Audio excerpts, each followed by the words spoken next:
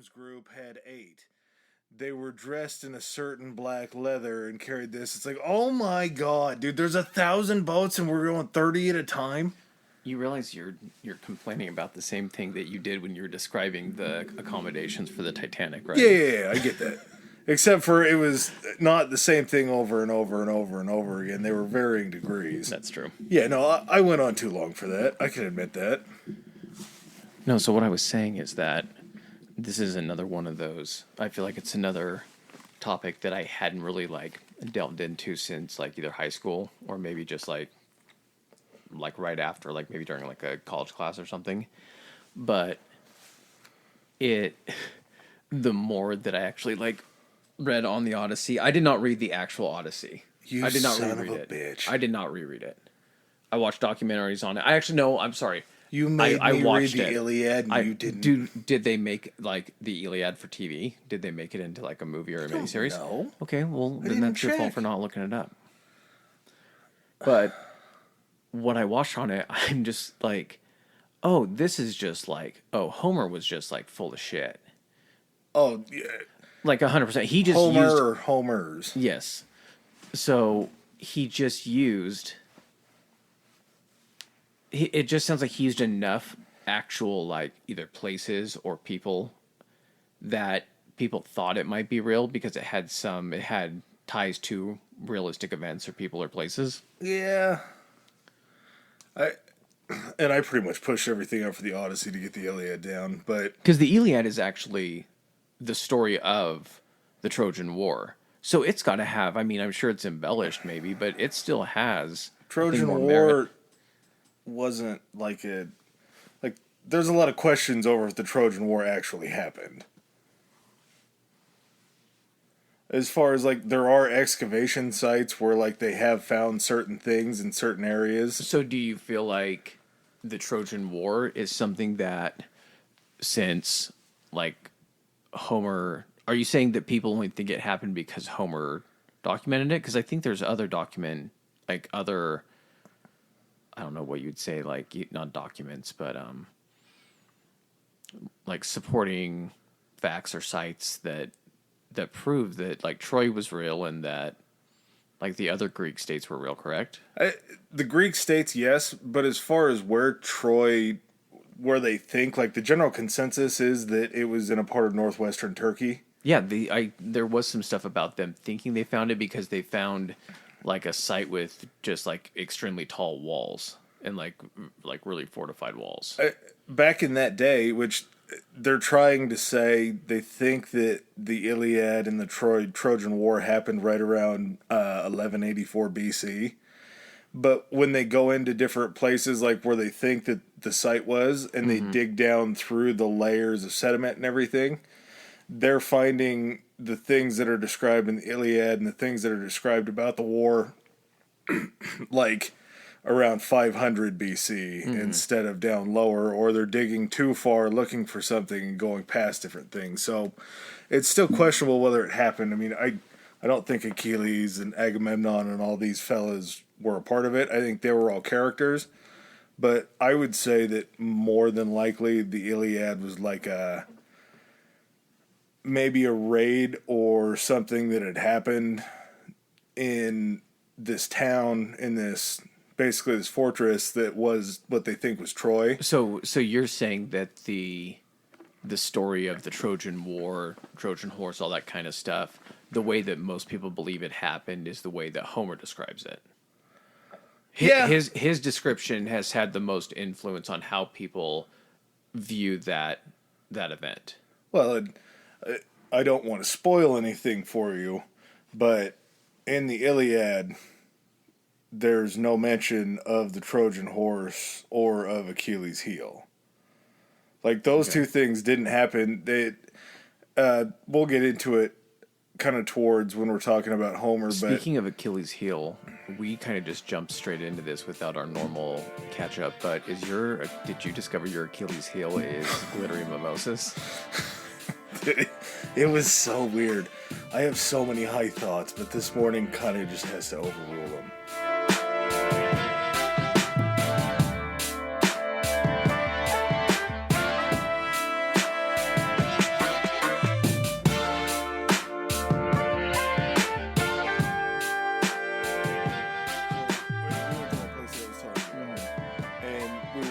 breakfast, and of course I had to prep up. Got a little stoned to go, and we show up.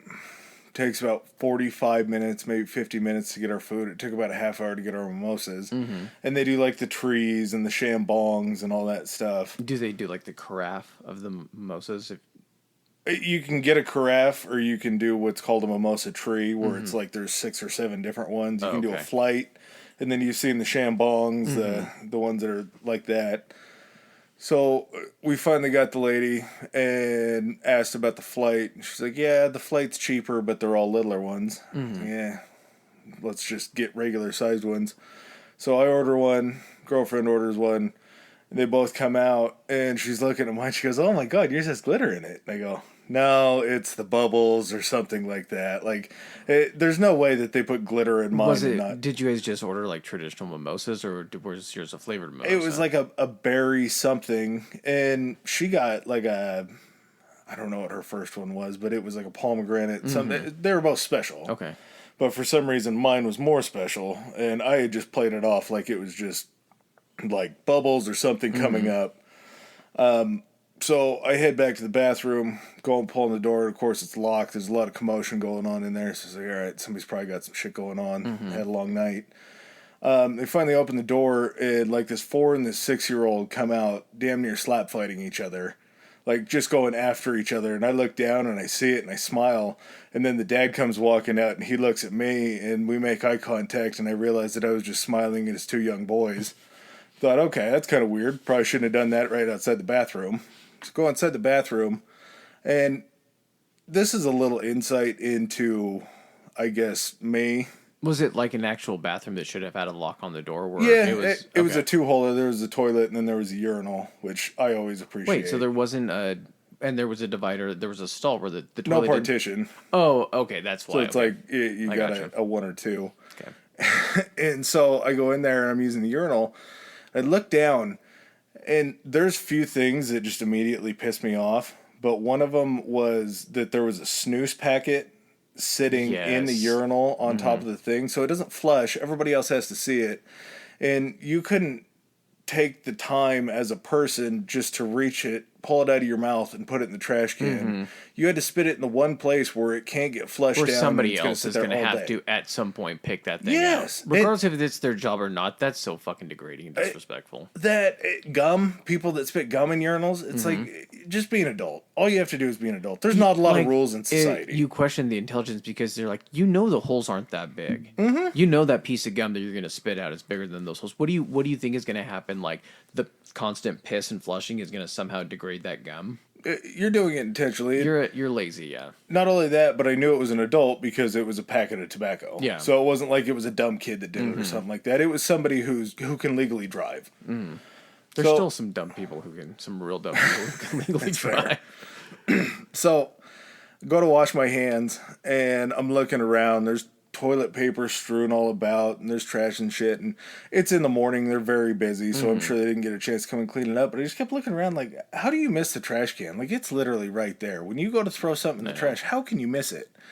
And so I fire up the water, and it sprays against it and just completely soaks my front. It's one of the ones where the pressure is just, it's either like no pressure or full bore as soon as you move the, And it's an old building, so it just sprayed me. So I'm looking at the front of my shorts like, God damn it, I just look like I peed myself. I'm all fired up about the fact that nobody in here can be an adult when they go to the bathroom, and then I look like I urinated on my own pants. So I go walking back out there and sit down. We're waiting for our food some more. And this waitress bumps me, and I turn around and I go, oh, sorry. She goes, oh, no, I'm trying to take a picture. I needed to get a little bit more room. I was like, yeah, no problem. And I see her, like, visibly glance down at my shirt, and then her eyes snap up real quick. And I was like, oh, she see the pee on my shorts? What's going on? And about 5 minutes later, she comes back over from across the place and taps me on my shoulder. She goes, hey, this is going to sound kind of weird, but she's like, I really like your shirt. Where did you get that? Is it the one you're wearing right now? Yeah. The Ken Griffey one? Okay. Ken Griffey Jr., just a rookie card shirt. Just something that I found online that I liked. And I kind of looked up at her like she just trying to be overly nice because she bumped me and almost spilled some stuff or what. But I go, oh, I just got it online at the website, and I told her the website. And she goes, oh, can I write that down? And like went to the point of like writing down the website where it was from. She's like, I really like that shirt. That's a very cool shirt. I'm a big fan of that.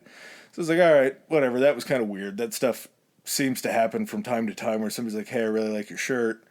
So we get done eating, get another mimosa. I order, it was a, maybe now that I say it out loud, it sounds like it's probably fitting, but it was a fig and honey mimosa, which I didn't expect anything special to happen. Girlfriend orders is an oranges and cream mimosa, orange juice, a little bit of cream, all that kind of stuff. They come back out, set them down, and I look down, and mine is full of glitter again, and hers is not for a second time. And I realized that it was glitter because when I finished the first one, I looked in the bottom, you could see the glitter sitting in the bottom of it that you didn't drink. So second time, mine is just as the driven snow, just sparkling. And After the first incident, did you like review the menu to see if you could spot anything pertaining to glitter? So it just said sparkling wine was the only thing.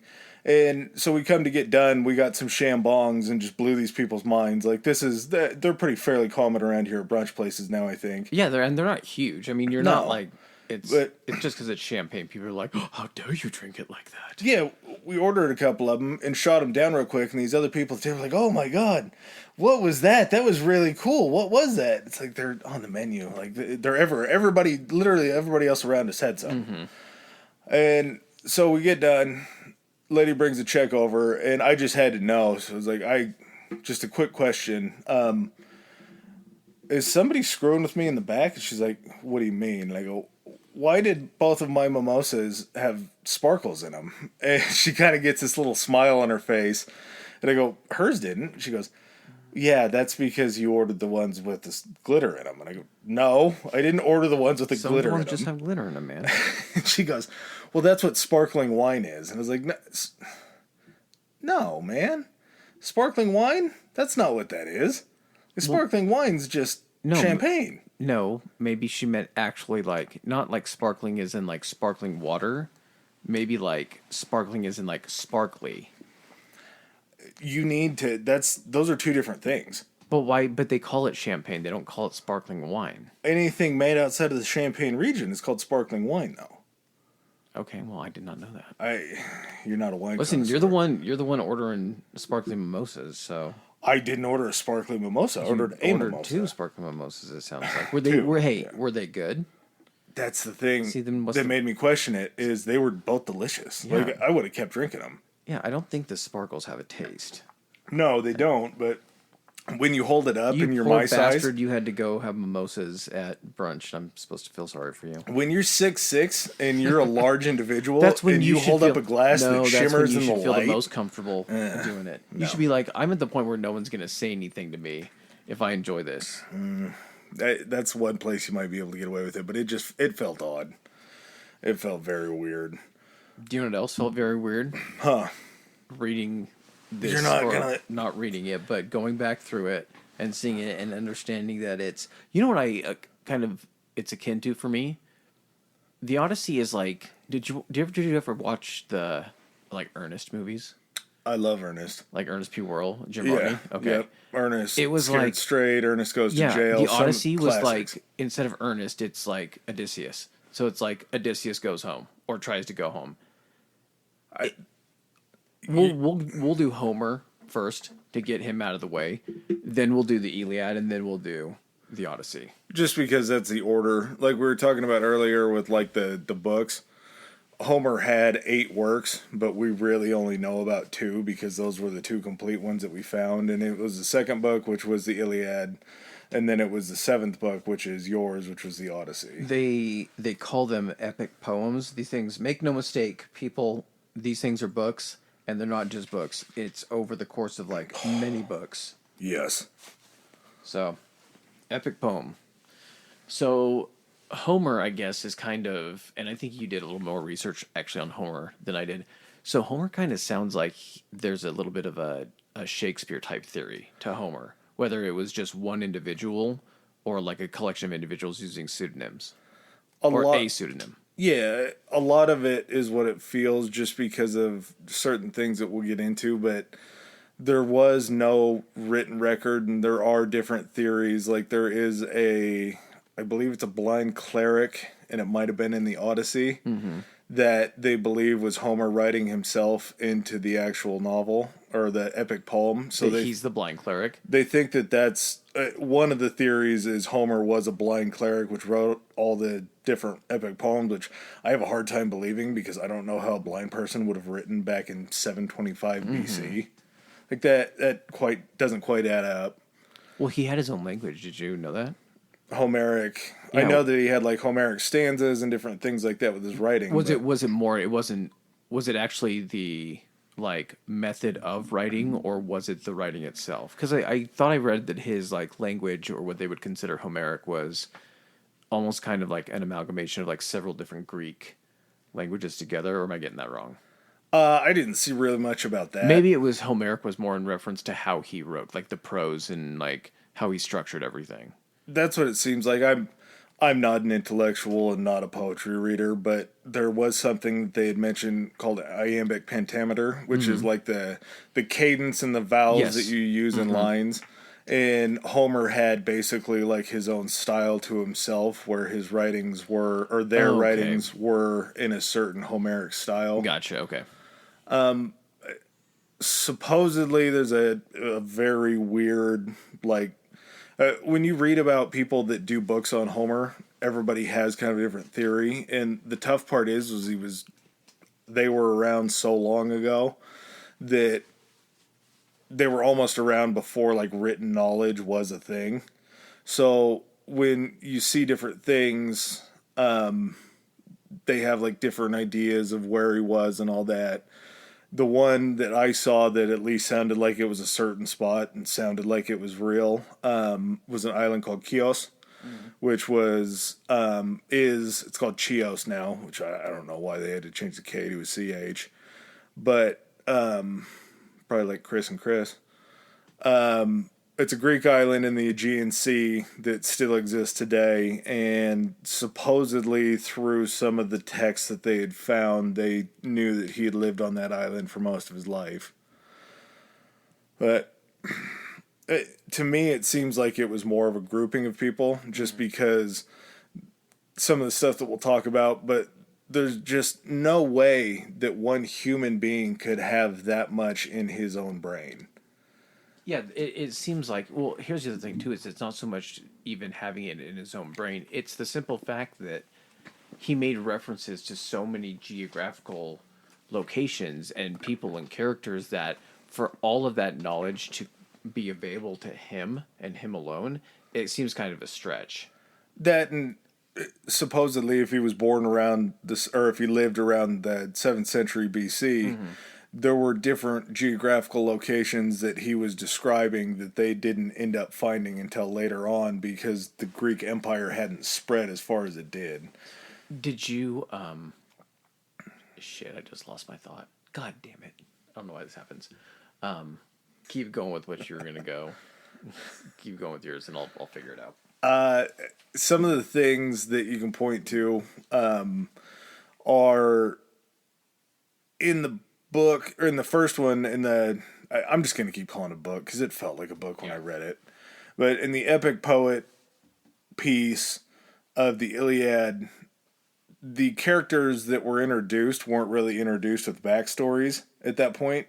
So it's kind of one of those things where it leads you to believe that if you're just getting introduced to these characters as like something that's common knowledge, it would have had to have been passed down through other oral traditions where people knew of these characters. That's what I was going to tell you.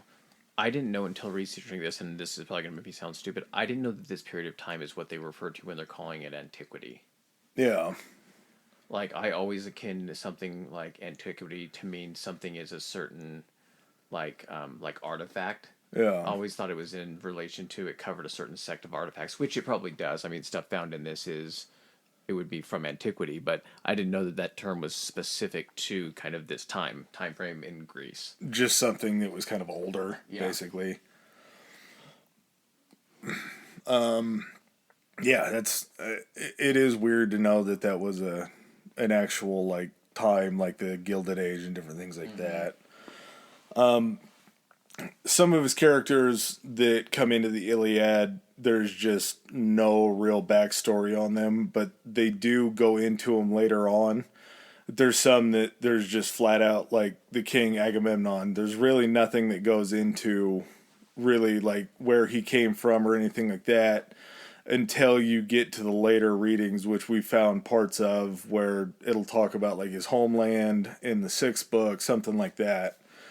So they think that just because of that, that the Iliad and then his other stories had come out of other ancient traditions and other ancient kind of stories that were passed down just verbally and not ever written down, because there was such a long time. If you were to think that the Trojan War happened in 1184 and this got written down between the 7th and 8th centuries, there's a 500-year almost window there where it would have had to have stayed alive through history. Do you think, in kind of in that vein, we were talking with multiple people all contributing in on it, do you think that maybe like all these stories came in and collections of stories, and then one day like one person just was able to access all of the stories, or it was some Homer? To me, actually, this is really weird, he seems to be like a fan fiction writer.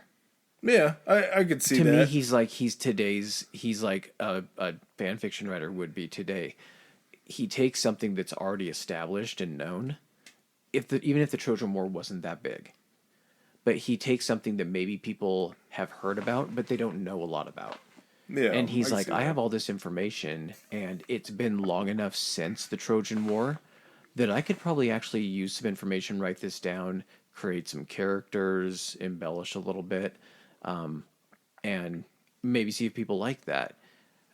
But it kind of sounds like maybe, to me, I think it'd be cool if Homer was the last guy in line to come in and just like read all of this information that all these other people had put together throughout the years about people that were there, places they had seen, because the Odyssey takes him all the way to like North Africa. So like they would have to have knowledge of like certain islands, because he was very detailed about this stuff. So they would have had to have information from to even know that there was a North Africa, you know? Yeah, they would have had to have traveled. They would have had to Yeah. have spread out. Or And someone had or would have had to brought back information on it.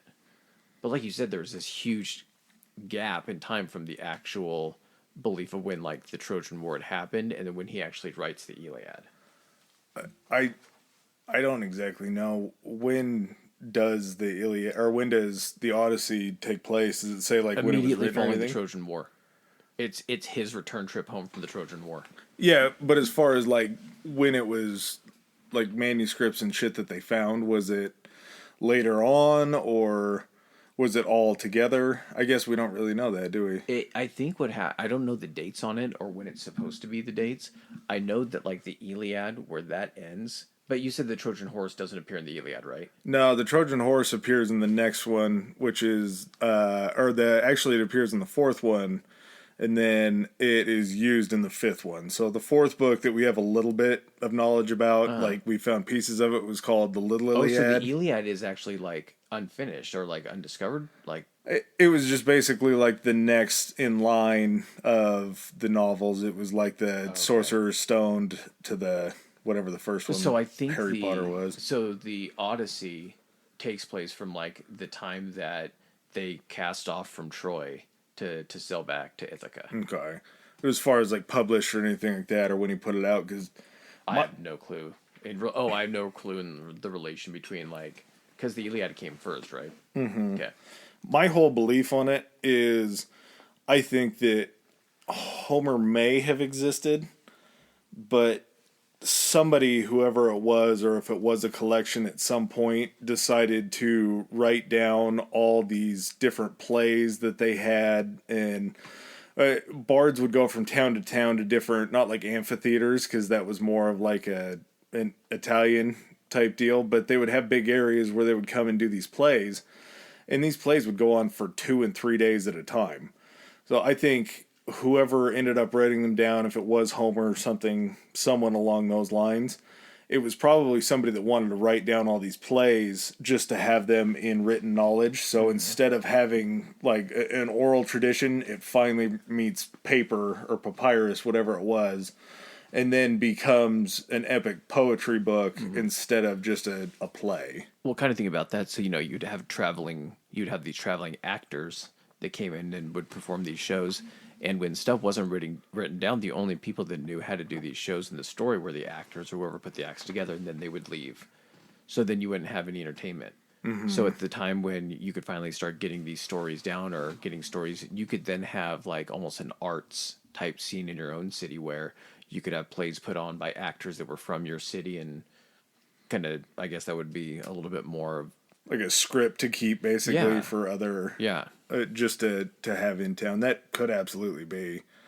I just can't help but think through some of the things that I saw as far as like there's a time in the Iliad where it towards the end of the book it was I don't even remember which chapter it was, but Achilles was handing out a piece of steel, like an ingot of steel, as like a gift. Would it be more helpful to try to describe it during parts of the movie Troy, starring Eric Bana and Brad Pitt? Didn't watch it. I went straight literary on All this. right, I didn't let. I'm actually glad you didn't. That probably would have tainted a little bit of it for you.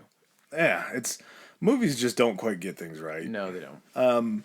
But towards the end of it, Achilles is handing out as a prize a clump of silver, like an ingot of steel, and it was like a prize. You're handing something out. That's probably a pretty big deal. But in the fourth chapter, they are talking about how the arrowheads that are being used are made of steel. So at a certain time, like thinking about handing out steel as a present, it was probably more precious.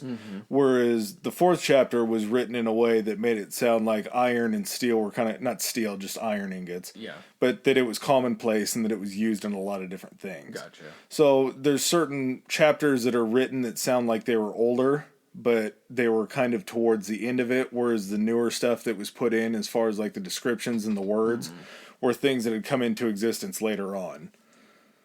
So it's kind of like it was thrown together eventually, or it could have just been like rewrites, like somebody's just cleaning it up a little bit, changing some of the wording, Adding some more detail, making it more believable. Yeah, absolutely. So I want to believe that these probably came from one person, but they had been touched up, they had been edited, and they had been gone over That a makes lot. sense, because if you're trying to teach someone how to, write, and someone's just like, there was an army there, and they're like, okay, well, what did the army look like?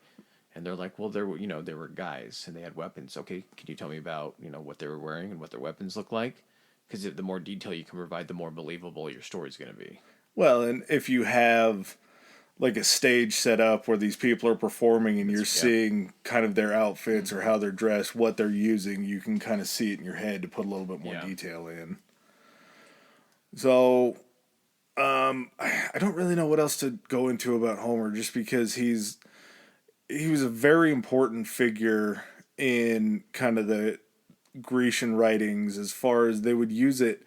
I feel like there was a little bit of plagiarism and bad research on me not looking this up, but reading it, it reads so much like the Bible. It feels like there's an imposter somewhere. Yeah, there's a bunch of talk revolving around the Odyssey so basically the Odyssey is just this story of all these challenges. It's like they have legends of like, Hercules doing the 7 labors and all that stuff. So Odysseus' big claim to fame is he's just a mortal man, where all of these other Greek like legends and myths are all involving like, demigods or gods themselves. So Odysseus' big thing is that he's like the everyman. He's not the strongest. He's smart and everything. It's kind of a weird turnaround from what you would think at the time, when at the time nothing but like strength, was the strongest. Strength was valued most. But I'm trying to remember where I was even going with this.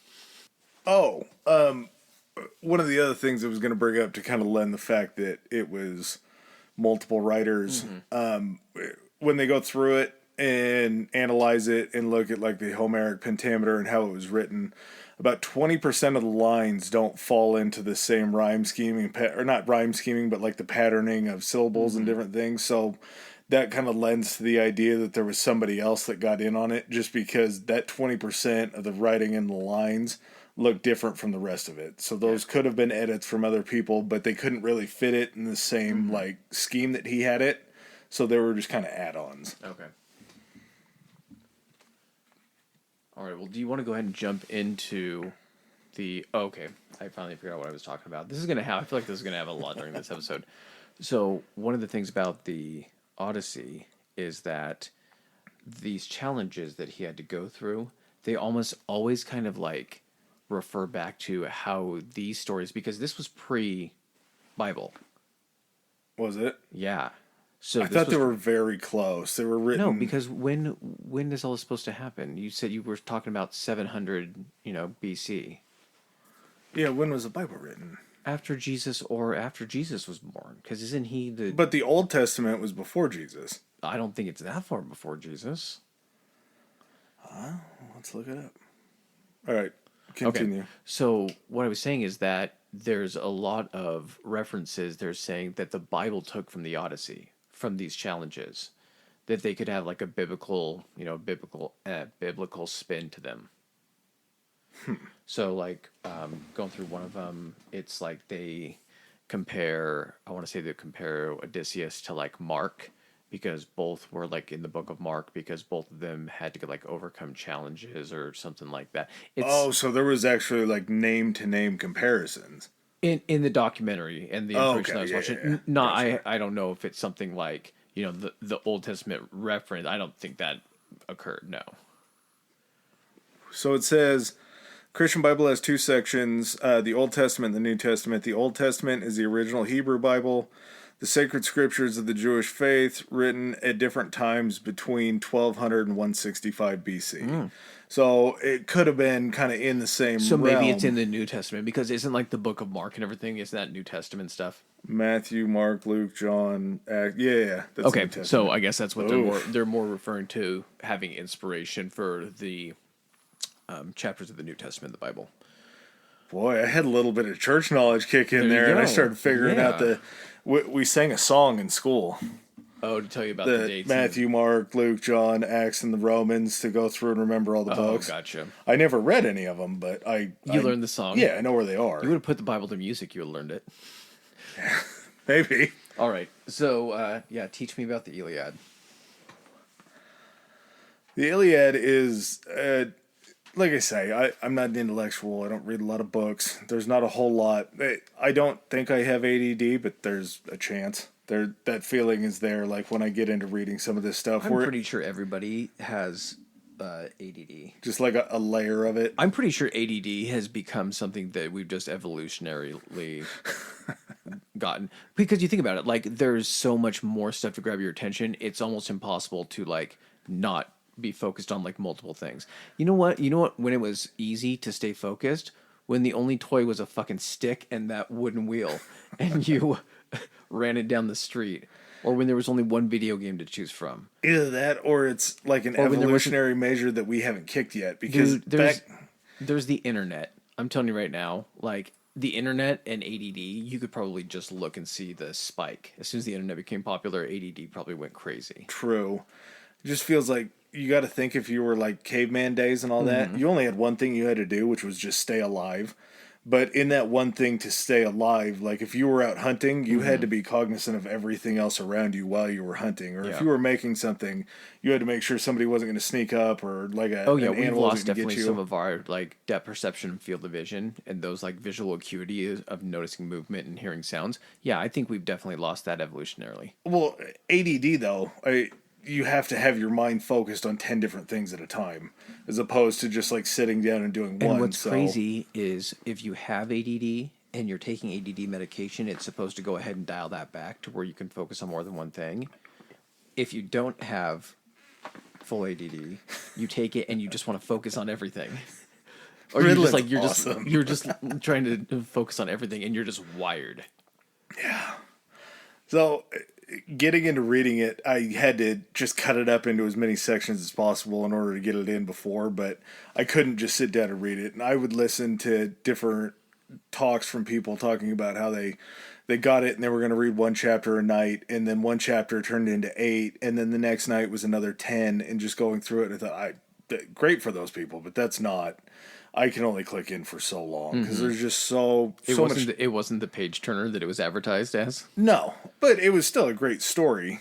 It gives you a lot of I look at it as it would make a good movie, but it's almost two stories going on at the same time because you have the actual Trojan War that's happening on the ground, but you also have the fighting and the influx of anger with the Greek gods above them. Mm-hmm. It's basically like the Trojan War is the Greek gods playing chess with the humans. Okay, so do you have different Greek gods on different? Oh, you do. That's right. Mm-hmm. You have different gods on different sides, but they're fighting like through the armies. They're not allowed Yep. to really fight each other. They're allowed to like influence each other's armies to try to beat the other one. They have these things, they're called Aristias, I believe is what they are that Homer uses, where there will be, it's kind of like when you watch an action movie and guy starts going crazy, like Rambo going through the woods, gutting people. Like you go like berserker mode. Yeah, you see superhuman things come through, and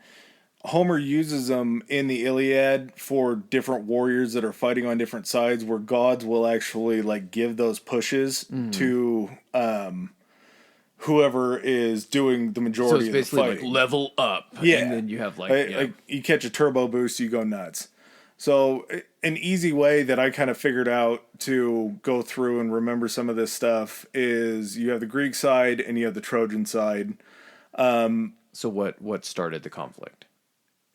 The Does it cover what started the conflict? Yeah. Okay.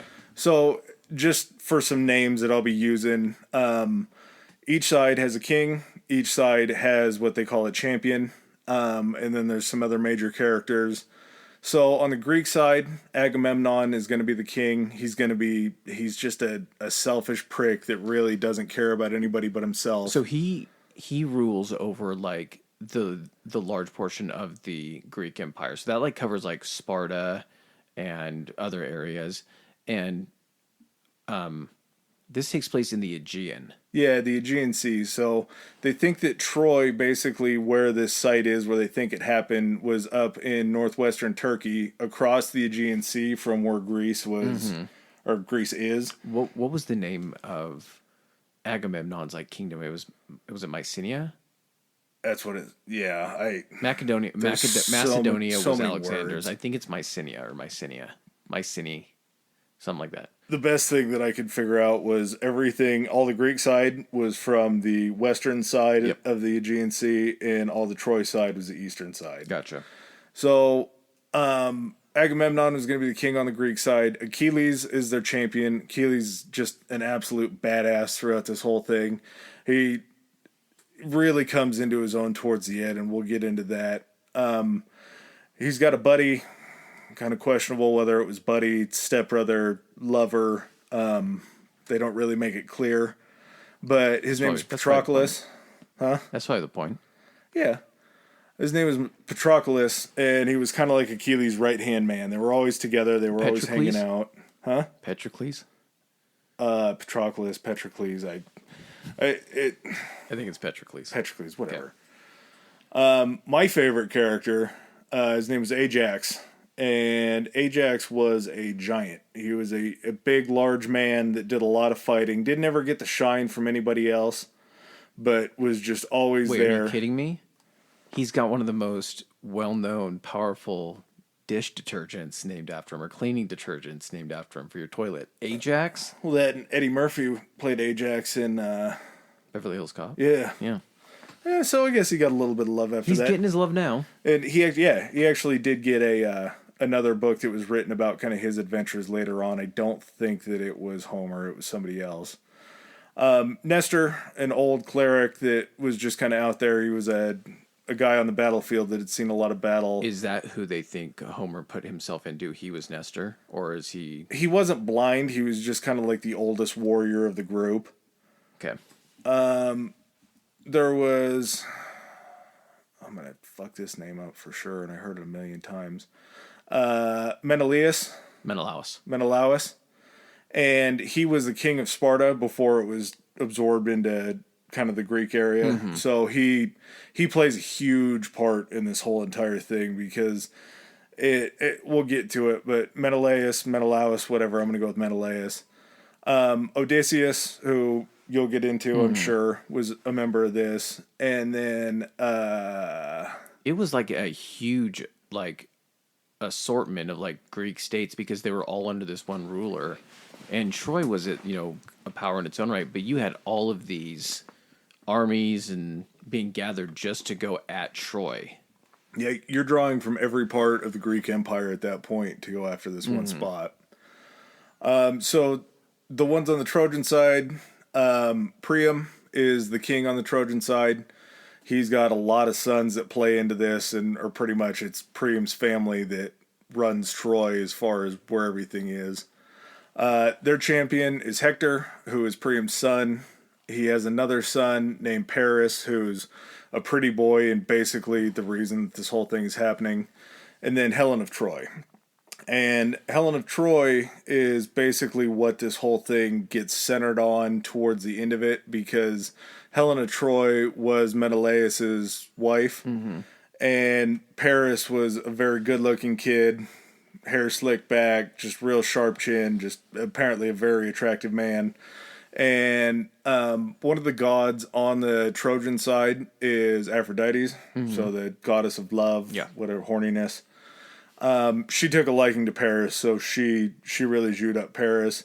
Paris ends up stealing Helen from Menelaus, and that love triangle plays out towards the beginning. It's kind of what could have ended the war in its 9th, heading into its 10th year, but it just kind of outlines there's a push and pull of fighting in this whole thing, but there's kind of a romance deal to it, which, like we talked about before with the natural disasters, I think they probably had to have romance in some of this stuff to get it sold.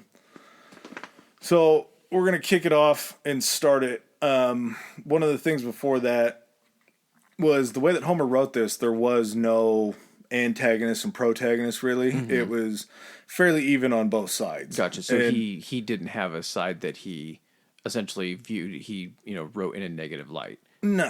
He was writing this as you would just like, view a impartial. I was gonna say impartial news report, but that doesn't happen. So you were, which again, I think that maybe falls into the line of having it from so many different sources. Yeah, you're gonna see it from a bunch of different sides instead of just being one guy, because you're gonna be biased towards one way or the other. Because if Homer's Greek, aren't you gonna view Troy as the enemy? You'd think so. Yeah. This has taken place for 9 years before this, so this was a very, very long war. And in the beginning, this is what kicked everything off, was the Trojan prince came over and abducted a Greek queen. So this is Paris abducting Helen. They end up hooking up, getting married. And of course, that just absolutely pissed off the Greek not side. Abducting, he stole her. Yeah. She wanted to go. I don't know if there's a little Stockholm syndrome in there or something, but she was happy being there. She was kind of a Malaise character. She didn't come from a lot before she met Menelaus, so there's no like taste for the finer things. So the book actually starts talking about the rage of Achilles, which I think is kind of a badass way to start the book. I don't remember exactly word for word is, but it was talking about the rage of Achilles. And you come to find out really quick that Achilles has these two just kind of major things that happen in this book. And the first one was Agamemnon had taken a daughter of one of Apollo, the god's priests. And he had taken him for a concubine, for one of his own, to be a part of his harem. And Apollo was pissed. Apollo was sending down all these plagues, just killing people left and right, sending down literal lightning bolts or figurative lightning bolts, whatever, killing people left and right. So the Greeks knew that even though they were still giving praise to Apollo, Apollo was not happy about this happening. And Agamemnon, being the selfish prick that he was, refused to give her up. He refused to give her back to Apollo's priest, didn't want anything else. He said that he had valued her, or this woman who was very pretty, higher up on his list of night bangs than his own wife. So he really loved her, didn't want to give her up. But it was coming to a point to where the Greeks weren't going to beat Apollo. Apollo was just going to absolutely knock their dicks in the dirt and grind them into the ground. So Achilles, being the champion, consults with a holy man And the holy man tells him, you need to go tell Agamemnon he needs to give back the priest daughter, and you need to make a sacrifice of 100 cows to Apollo. He'll let up, everything will be okay. Achilles goes and tells this to Agamemnon. Agamemnon says, no way, that's not going to happen. She's my favorite. She's my bottom bitch, whatever you want to say. Yeah. And says, basically, go to hell. So Achilles and him get into an argument, get into a screaming match, and Achilles is really laying it on him, calling him a piece of shit. It ends up coming out that Agamemnon agrees to it if he can take some of the treasure back from some of his soldiers as a payment from them, and he wants to take Achilles' wife instead of the priest's daughter. So, of course, Achilles... So Agamemnon does rule over wherever Achilles is from. Yeah, he's the king of the Grecian Empire, Okay. I guess you would say. So, Achilles, obviously, you're not going to take that very well if the guy's like, I'll give her back, but I'm going to take your wife, and you're my champion, so I should probably have a little bit more respect. Achilles threatens him, goes to pull out his dagger. The guards step in, say this isn't going to happen. Achilles, very angry about this, goes to his mom, his mom was a sea nymph. I don't know what the hell a nymph is, but somebody that's not a god, but in a godlike immortal sense. So Achilles is technically half god, half human. Yeah, a nymph is like a sprightly. They're supposed to be like a younger looking girl, very like sprightly, and that's where they actually get the term nymphomania from, is because No shit. they are, yeah, Really? yeah, because they're supposedly supposed to be just like horny. The word that they used when they were describing this is they're very sprightly, and I'm like, yeah, you mean horny. You don't mean sprightly, you mean Okay. horny. Just say it. That makes sense. But that's where you get the term nymphomania from. So does Sprite the soda, is that supposed to make you boned up and horny, or what? Is that an don't know. aphrodisiac? Is Sprite a redneck Is that why aphrodisiac? Sprite always makes me horny? Does it? Redneck Viagra, is that what you're going to say? Yeah. Baby, I got us a 2-liter Sprite tonight. We're getting it on. So as Achilles goes and talks to his mom, he asks her for help from the gods in order to take over Agamemnon and get his wife back. She goes to Zeus because Zeus owes her a favor, and Zeus is the god of the gods. He's King Dick at this point. And she asks for basically revenge for her son. And Zeus says, okay, I owe you one. I'll agree to this. We'll see what we can do about it. And she basically says that she knows that Achilles will die one day, even though he is half god, he's still mortal. Mm-hmm. She said that she would rather see him die at war than she would see him die in being forgotten. So, like, you're a legend if you die on the battlefield. Yeah. If you go back, you'll be forgotten. And at this point, Achilles had told Agamemnon to fuck himself. He went back to his boat. He said, I'm done fighting for you. I'm not doing it anymore. So she wanted to draw him back into the fighting and have him die that way so he would be remembered for forever. Well, Zeus agreeing to this, the big issue there was his wife, Hera. Huh? Hera, that's right. She's a big fan You of were the getting Greeks. real close to spilling. Okay, I feel like you're close to spilling that. There you go. Drink it down. Is that better? Yep, that's better for me. So, her being a fan of the Greeks, she doesn't want to see anything bad happen to Agamemnon. She doesn't want to see anything bad happen to them. But Zeus has to figure out a way to get Achilles back into the fighting while doing this. So he tells her, He's like, God damn it. He's like, my fucking wife Yeah, is on my ass about this. He's like, I gotta find a way to sneak this guy back into this shit. even gods don't get a chance to. They got to deal with kids. They got to deal with wives. They the can gods- live forever. Well, and the gods are the worst fucking people about this. Like, Yeah. all the great gods are just fucking everything and making little demigods, and then they don't like each other, and It's just like a big shitty family that Zeus has to put up with being the guy. So, the first step that Zeus takes is he goes down and gets into Agamemnon's dreams, tells Agamemnon some bad intel about the Trojans, that they need to attack sooner rather than later. Agamemnon wakes up the next day, tests his boys out, says, everybody go home. We're all going back to Greece. We're done with this.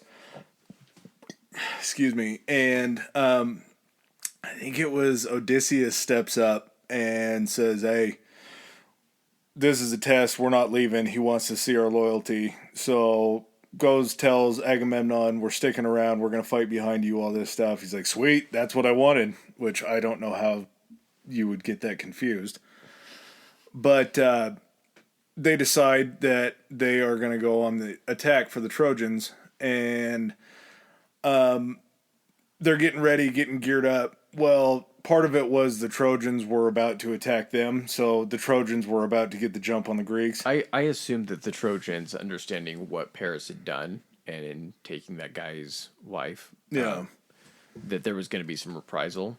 So instead of just sit back and wait for it, there was probably something, we know they're coming after us, so we should probably put something together first. Well, and that happened 9 years before. So this is still the last year of this war is when it starts. Oh, gotcha. So this is just basically like the end of how everything finishes up. Oh, okay. So there was 9 years of fighting to the point to where the Trojan fort where they were staying, like their stronghold, was a certain way away from the beach, and the Greeks had had their boats parked there for 9 years, and they were just fighting over this strip of land to the point to where like the Greeks had reinforced it with their own kind of fort walls. They had dug moats, they had dug spike pits, all this different stuff. Yeah, if you're going to be somewhere for 10, to protect for 10 years, you're going to fix it up. Yeah.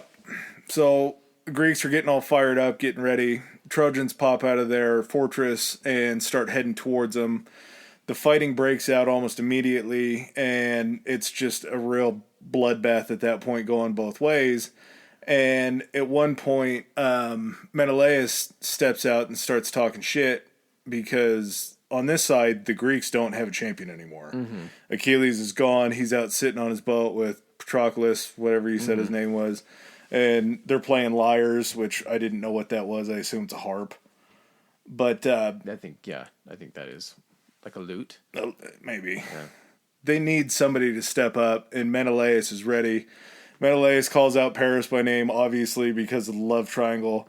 And Paris is Hector's little brother, and he's just a terrible warrior. He's always worried about having his armor shined up. He's not worried about killing people. He's got other skills. Yeah. He's out here. He's a lover. Yeah, he's out here snaking other dudes' chicks.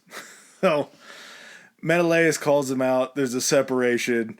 Paris goes out to talk to him. Menelaus threatens him, and he just basically tucks tail and runs into Hector. And Hector's like, "You got to do this. Like, this isn't.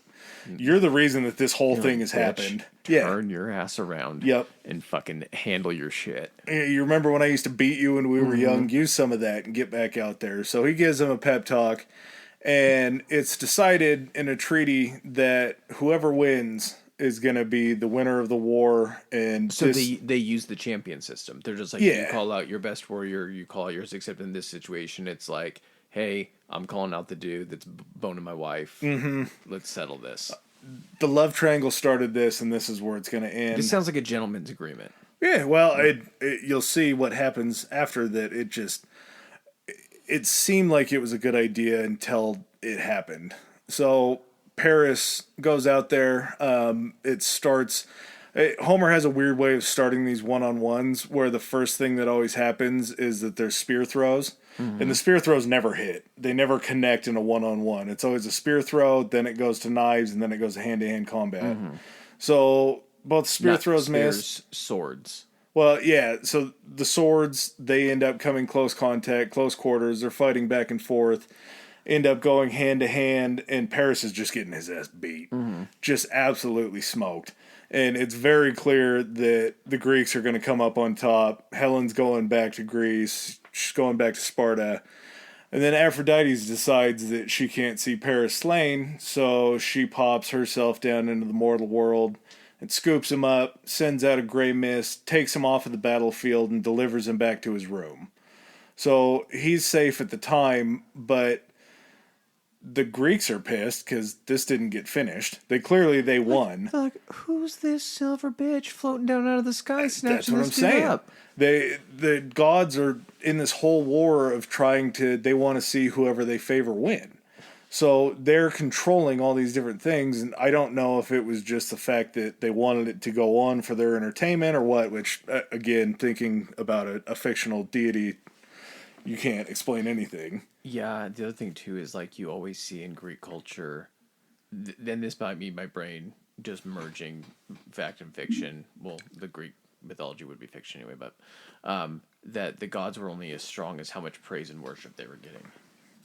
So of course they would want, a war like this because it wouldn't just be, the god of war being prayed to. It would be, let my family back home be safe. So you would get like the god of the harvest and all that stuff. Or I miss my loved ones, the god of love. So like conflict was good essentially for the gods if that was the case, that people believed that, like Homer, if part of his story was to say, oh, the gods were part of this because this is how they got their strength. They were getting sacrifices, they were getting praise. Yeah, definitely. And it feels like there are certain ones that sided up, like Hera with the Greeks, Apollo with the Trojans, Ares fights with the Trojans.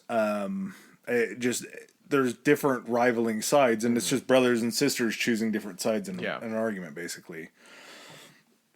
So, excuse me. So, that day of fighting stopped, and this whole thing seems like they were on good terms, because there was certain, I guess after 9 years, you probably have to pound out like a council that'll sit together and talk. Mm-hmm. And so they're talking about just a complete ceasefire between the Trojans and the Greeks. And they want to hold the gentleman's agreement as far as knowing that Greece won, but they didn't get the blood that they wanted to with the win. So it's kind of basically decided that the truth that they put in is going to be what happens on Earth. Well, up top, of course, in Godland, in Mount Olympus, is that where they were? They're not happy about it because there wasn't an ending to it. And they need to figure out how to make something happen to continue this because they didn't feel like whose side up there wins. Yeah, well, they wanted it to basically continue. That's true. So one of the gods sneaks down at night and talks to one of the archers and says, hey, here's the deal. You're going to meet for the ceasefire. As soon as the Greeks turn around, you're going to fire an arrow through and you're going to try to hit Menelaus. Mm-hmm. That's going to break the treaty. We're going to start the fighting again, and it's all going to get revved right back up. So they have the treaty process that happens. The archer fires an arrow through and ends up drilling Menelaus, I think it was in the back shoulder, they said. Mm-hmm. And at that point, the Greeks knew that it was on. And they knew that they were going back and this wasn't over yet. So after that happens, it's just a big, sweet war throughout that entire day. And it goes back and forth. The Trojans start to gain a little bit of land. And then Diomedes, one of the guys on the Greek side, I don't know if I'd mentioned him earlier, ends up getting his Aristia and goes full on nuts to the point to where he takes on Ares, the god of war, and ends up slicing him to the point to where he has to disappear from the battlefield and go back up to Mount Olympus and be treated. Mm-hmm. So obviously he's not going to die, but he basically had an Aristia from one of the gods on the Greek side to the point to where he wounded the god of war to the point where he had to leave. So a very badass scene. And I just see this in video game terms when it's like someone going, oh, and then just like going nuts. Like you just hit a power up. Yeah. Getting the star in Mario Brothers. Yep. And just running through people. Where was I? So he cuts the god of war. Ares has to go back up to Olympus to heal. Yeah. So that day ends with another one-on-one challenge where Hector, who is the champion on the Trojan side, says, we need to finish this day off. We need to make this happen. So I challenge anybody on the Greek side to step up and make this happen. Greece not having a champion. Is he trying to end the war right there? Yeah, okay. He wanted it to be done at that point. There's certain times where there's like whoever wins, and we all go home, which I'm sure is probably the best thing that they could have done. So Hector's out there talking shit, telling him there's nobody that's going to step up, there's nobody that's going to happen, because Greek side doesn't have a champion. Achilles isn't there again. So he finally makes a couple references to needing a man to step up and fight him, and 9 Greeks step up. They say we're ready to go. They draw straws, which It's kind of cool to know that that was still happening back in the day. And my guy Ajax wins. Ajax the Mighty is what he's referred to. He's either referred to as Ajax the Giant or Ajax the Mighty. And I was looking up a couple sculptures of him. Very strong, hardy looking dude, but he got the full Greek treatment. He got the Statue of David treatment, which is kind of a bummer. But they go, again, starts like the other one, throw their spears, 2 misses, end up knocking each other's weapons out of their hands, go to combat, and they fought for so long that it finally just got dark. And for some reason, darkness had stopped the war at this point to where they ended up pulling them apart, saying, we have no solution to this. We're just going to have to continue it on the next day. They get up, shake hands, exchange pleasantries, like, hey, you're a good fighter. Hey, you're a good fighter, whatever. And freeze. We're going to find out what position you were in. Okay, you were here, you were here. When it gets light, we'll reposition you. Like in wrestling, where they're like, okay, you get they down. Stood up for a timeout. Yeah. Which, again, just such a... The whole way that they fought wars was just so weird. The whole way that he described the war being fought. Yeah, which I think that... I don't think that the Trojan War was necessarily like a big historic war. I really believe that this whole thing was just something that had happened probably fairly frequently when they would try to raid like other areas that weren't the Greek Empire. And the Trojans or whoever they were at that time just put up a really good fight. So this was one that got written about. So the Aegean, I was looking this up because it's going to play into the Odyssey. I was trying to figure out kind of comparably how big the Aegean is. The sea? Yeah. So the Aegean Sea, where all of this happens, you know, the area between Greece and Troy, it's smaller than the state of Utah.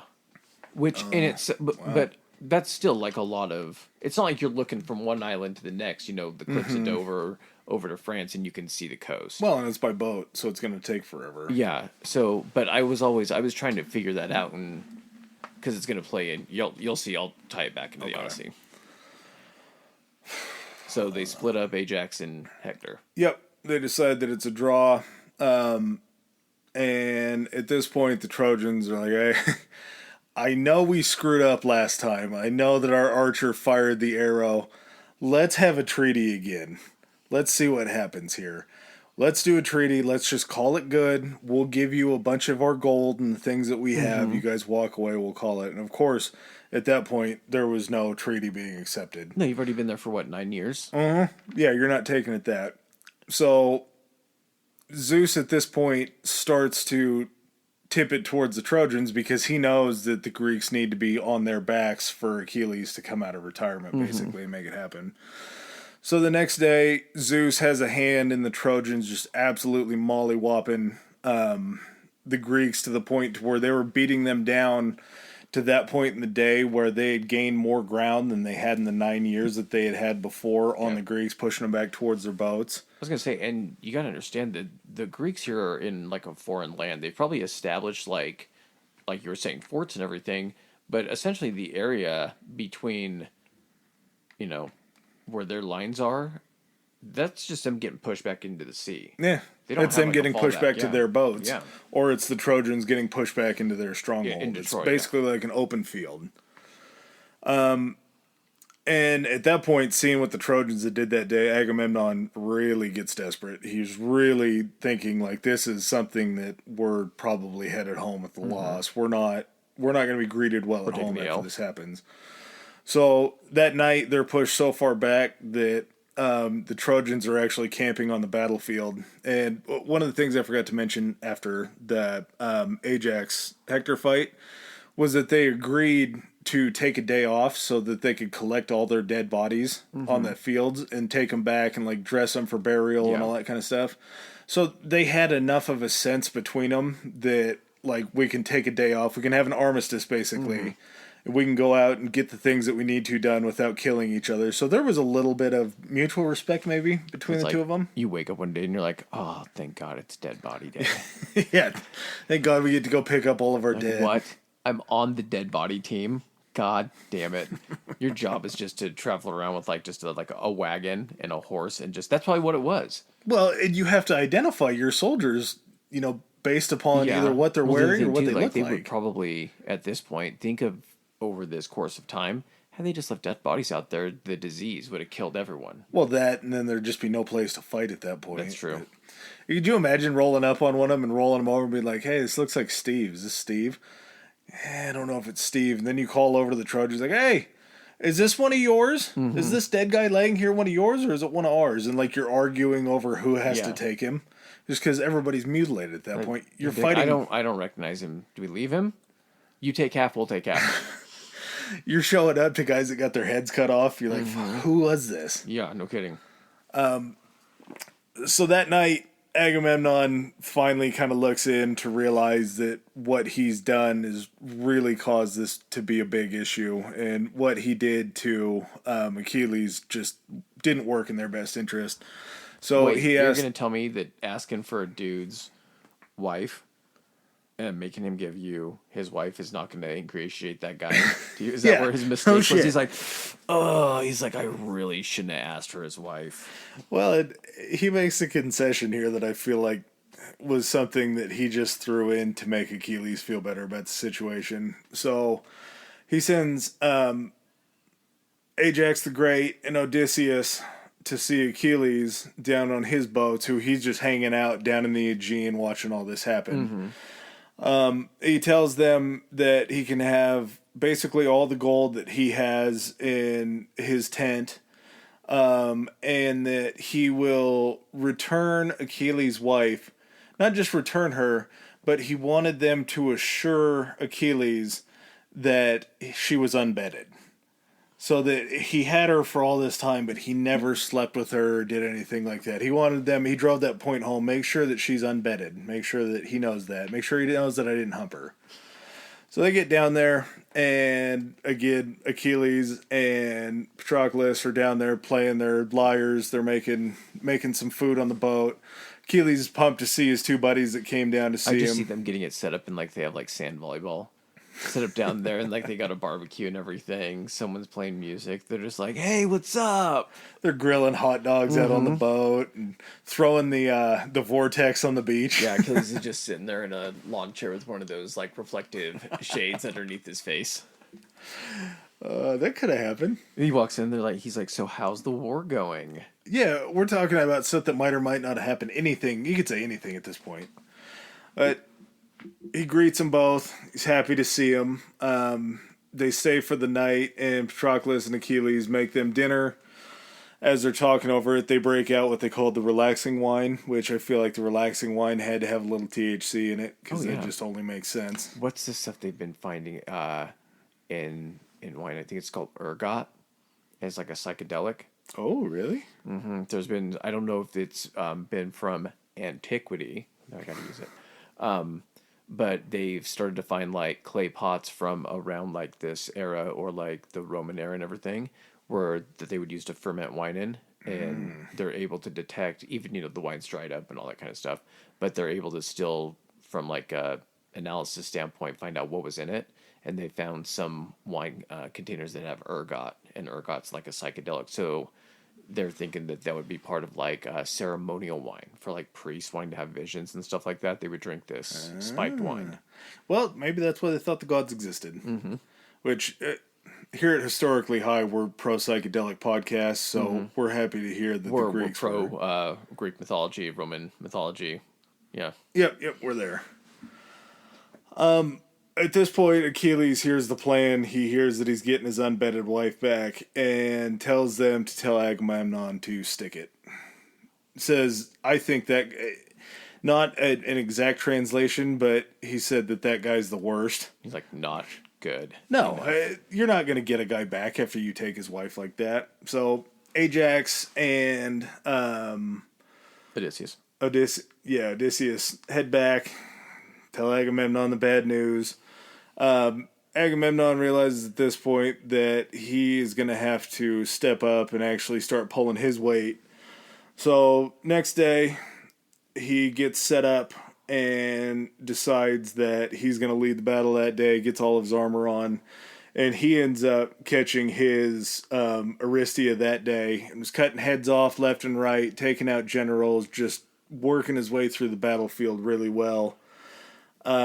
we're kind of getting down to It's where very there's convenient that he catches that on the one day he decides to suit up. yeah, the one day he really tries. They end up pushing the Trojans all the way back to their gates. So they took everything back that the Trojans had fought for that whole day by morning. And seeing that, we see Apollo come back down on the Trojan side, and he gives kind of a partial Aristide to Hector, where Hector is doing the same thing. He's taking on full flanking sides of Greek soldiers and just slicing and dicing them and going through. To the point to where he gets them pushed so far back again, he almost fights and gets everything back that they had lost that morning, just basically by himself. And this whole time this is happening, Ajax is around Agamemnon, protecting him, making sure that he's not getting jumped or anything like that. There's people Like different. what they call that, like the like his royal guard. Yeah. Kind of like a group of soldiers whose job it is to make sure he doesn't die.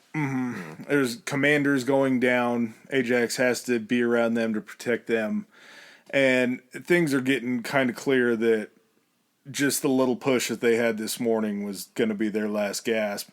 And Nestor, the guy that I was telling you about that was kind of like the oldest warrior, goes and is in his tent, and Patroclus shows up.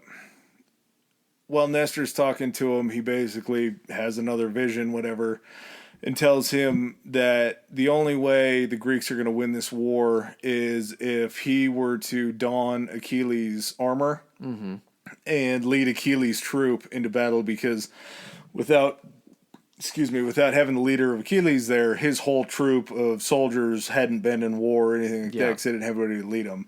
So they were going to be fresh. They were going to be what they needed. He's like, if I'm not fighting, my men aren't going to fight. Yeah. Yeah. So all those guys, it was a royal something. It was a special group of like the top fighters that Achilles I would imagine trained. that if he's the champion, then his men are probably like trained under him. Yep. He's probably very selective. He's probably got a pretty elite group of individuals that are fighting under him. Which, they're like the special forces, basically. Yeah. And the whole time they're just sitting on the sidelines watching everybody get their ass kicked. So at that point, Patroclus is like, yeah, I don't know. I'll think about it. I'll go back. I'll talk to Achilles. We'll see what he wants to do. If he'll let me have his armor, use his armor, anything like that. Where are we at? Patroclus dons Achilles' armor. Oh, yeah. Okay. So as that's happening, Zeus thinks that everything's kind of going his way. He's getting to a point to where it looks really good on the Trojan side. They're going to keep pushing him down before he has to make his move. So he goes ahead and takes his eyes off the war and goes and does something else in Godland. He looks up towards the north or something else that's going on. Like, I haven't taken a shit yet today. Is that? No, do you think like Zeus is like, I have not taken a shit yet today? Yeah, I wasn't saying that for me. I'm like, Zeus is like, okay, this looks okay. I think I can duck away for a couple minutes. Well, he had already told all the kids it's time to step out of this. This isn't something that involves you, so you back off. And of course, your kids are always going to listen to you. They're not going to do anything. Oh, of course. But he didn't count on his brother Poseidon going ahead and getting involved to help the Greeks, because of course Poseidon was on the Greek side, just like his wife was. And the winds kick up, the waters go nuts, and they start to push the Trojans back. And while this is going on, his wife Hera sees that she needs to get involved too, to make sure that Zeus doesn't turn around and see what Poseidon's doing. So she dolls herself up real hot, real goddess hot, goes and sees Aphrodite, gets a little love spell, and goes and sees the god of sleep to try and, after they bang... What was the god of sleep's name? I want to say it's something that they've named like a sleeping pill after nowadays. It was... Oh, man. I know that's something stupid to talk about, but let's see. Hypnos. Yep, okay. That's a sweet name, Hypnos. So, Hypnos gives her the potion. She goes and finds Zeus. Zeus is like, damn, You look good. You look real good. She goes, I was just on my way to help another couple of gods that were having sexual issues. I want to go help them. He's like, no, you're staying here. She's like, oh, Zeus, we're on top of Mount Olympus right now. Everybody can see us. He's like, I got this. Don't you worry about it. I'll circle us. I'll envelop us in a mist. Nobody will see what's going on. I just need to get you. He's got like a version of the clapper that he claps and just clouds just so down. He's like, little Barry White kicks on. It's just time to get it on. And Zeus is like, of all the ladies that I've cheated on you with, I've never wanted to bang somebody more than you right now. Kidding, right? You stick around. Let's make this happen. Of all the women I've fathered illegitimate children with, none of them compared to you. So, of course, Zeus, being the god of gods, gets himself a slice. He cuts himself off. There's some cheeks beaten in Mount Olympus. And it's good to be the king. Oh, yeah. He kind of starts to fall into his slumber, takes a little look back, sees what's going on in the war, sees that Poseidon is now pushing the Greeks back up, which if the Greeks are pushing and advancing at that point, Achilles isn't going to be able to get in there, and Zeus isn't going to be able to keep his... It's like that last look you take at your phone yeah. before you set it on the nightstand. He's just like, oh, I just had sex, I'm so sleepy. And he's just like, all right, well, what time is it? What the fuck? Yeah. He sees it happen. It's the 11:59 look, and he got a notification saying that Poseidon was ruining stuff. It's like Poseidon has joined the chat. Well, I didn't know that Poseidon and Zeus were brothers, but Zeus was born first. So it's Zeus. Because he's the god of the skies. Yeah, so it's Zeus. Well, I don't know who was born first, but how it goes. Okay, I'm going to try to do this in like a minute. Zeus, Poseidon, and Hades are all brothers. Their father was Kronos, one of the Titans.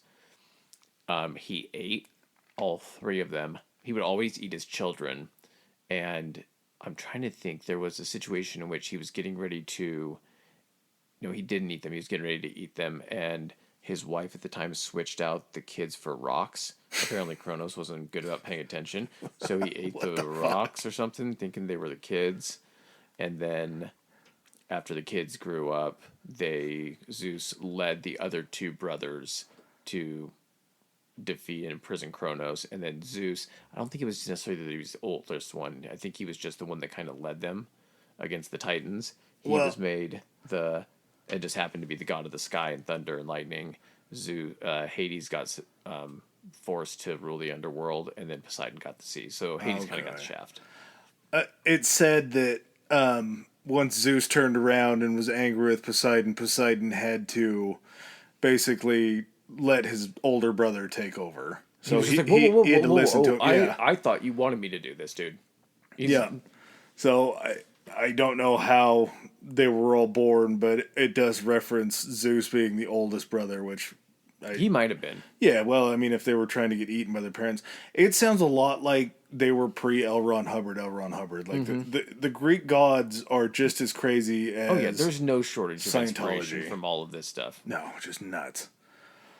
So at that point, Zeus takes back over.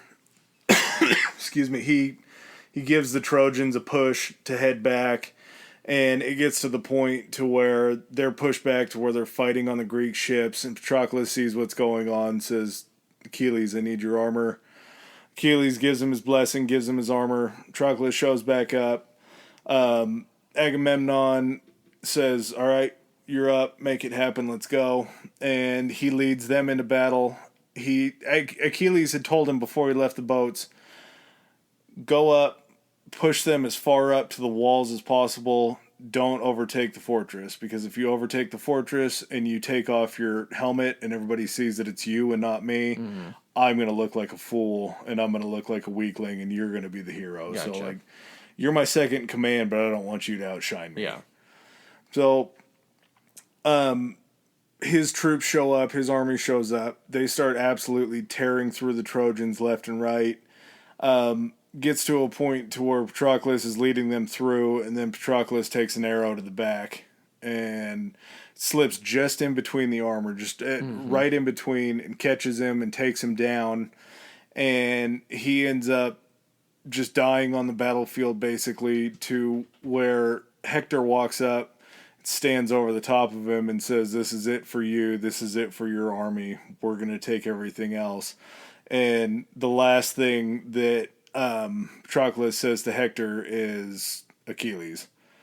And as this is happening, Achilles is watching from his ship and sees his half brother, lover, best friend die on the field, and lets out a battle cry and a scream from his boat that's heard across the entire battlefield that made everybody stop what they were doing and know that he was there. So Hector, being the champion of the Trojans that he was, went ahead and stripped Patroclus' armor, which was Achilles' armor, and strapped it up himself as the ultimate fuck you to the Greeks. I'm wearing your champion's armor. And at this point, we get into where the rage of Achilles just hits its high point, where it's just all out. The his Aristia is by far and away the baddest thing that happens. So he goes back to his mom. He tells his mom, "I don't have my armor anymore." She goes to the smith god and ends up smithing him a breastplate, a helmet, a sword, and a shield that, by all accounts, everybody that's talked about it said that it was like one of the most specifically ornate writings that they had seen about just the detail of every single thing that was on there. Like, it was like 2 paragraphs of just the description of it. And there's certain times in the Just Iliad. beat off material from metal files. Yep. There's certain times in the Iliad, and it may even be what you talk about too with the Odyssey, where Homer has this way of comparing things that are happening in war and in bad times to just the most beautiful things ever, like the happy times and the peaceful times. So it's almost like a cut in or a look into a different world of what there would be outside of like peace and happiness. But he's using those peace and happiness feelings to describe these things. So like there's times in the wars when Hector would go back and he would see his son, and they would talk about Hector holding his son in an embrace and his son freaking out until the helmet comes off, and the love that a son feels for a dad as he snuggles in, and there's all this different stuff where he goes back and forth. Well, that was kind of what they did with this armor. Like, this is the armor to end all armor. This is the armor for Achilles. This is going to be the guy, knowing full well Achilles says multiple times that this will be the battlefield that I probably die on. So his mom brings him back the armor. Achilles shows up, gets his Aristia, and is running down lines of Trojan soldiers, cutting heads off left and right, just blazing through entire troops, tearing up the battlefield, pushing them almost single-handedly by himself. I'm sure Ajax and everybody else were involved. Odysseus and all that were involved in the pushing back, but is just taking everybody out. Just no prisoners, generals running around the battlefield. He's on his chariot, driving by, cutting heads off on his chariot, and they get up to the gates. Was this Aristia? Was it actually cocaine? It could have been. It could have been Greek cocaine. They always talk about... Hey, you got any of that, you got any more of that Aristia? It's kind of a sick name for it. Yeah.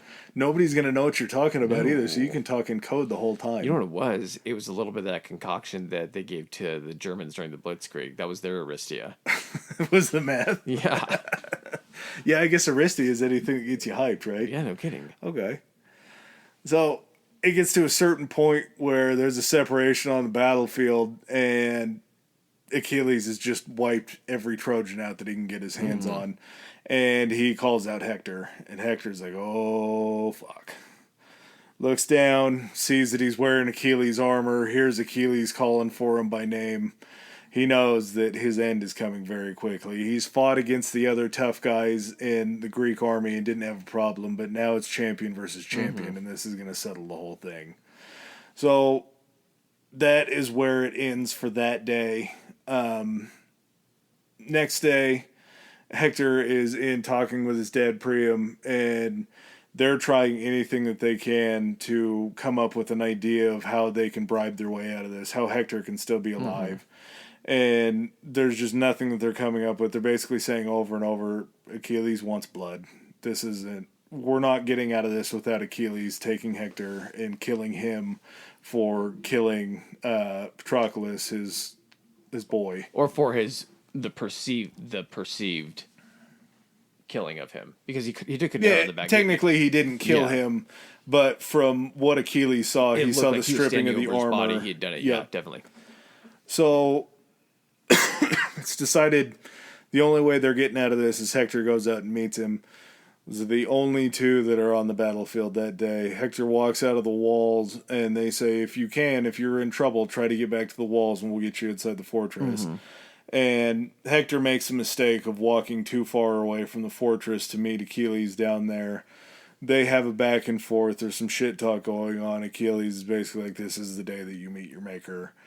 Do you think in reality it was like Achilles talking, and then Hector was like, I don't understand what you're saying. And then Achilles was like, I don't understand what you're saying.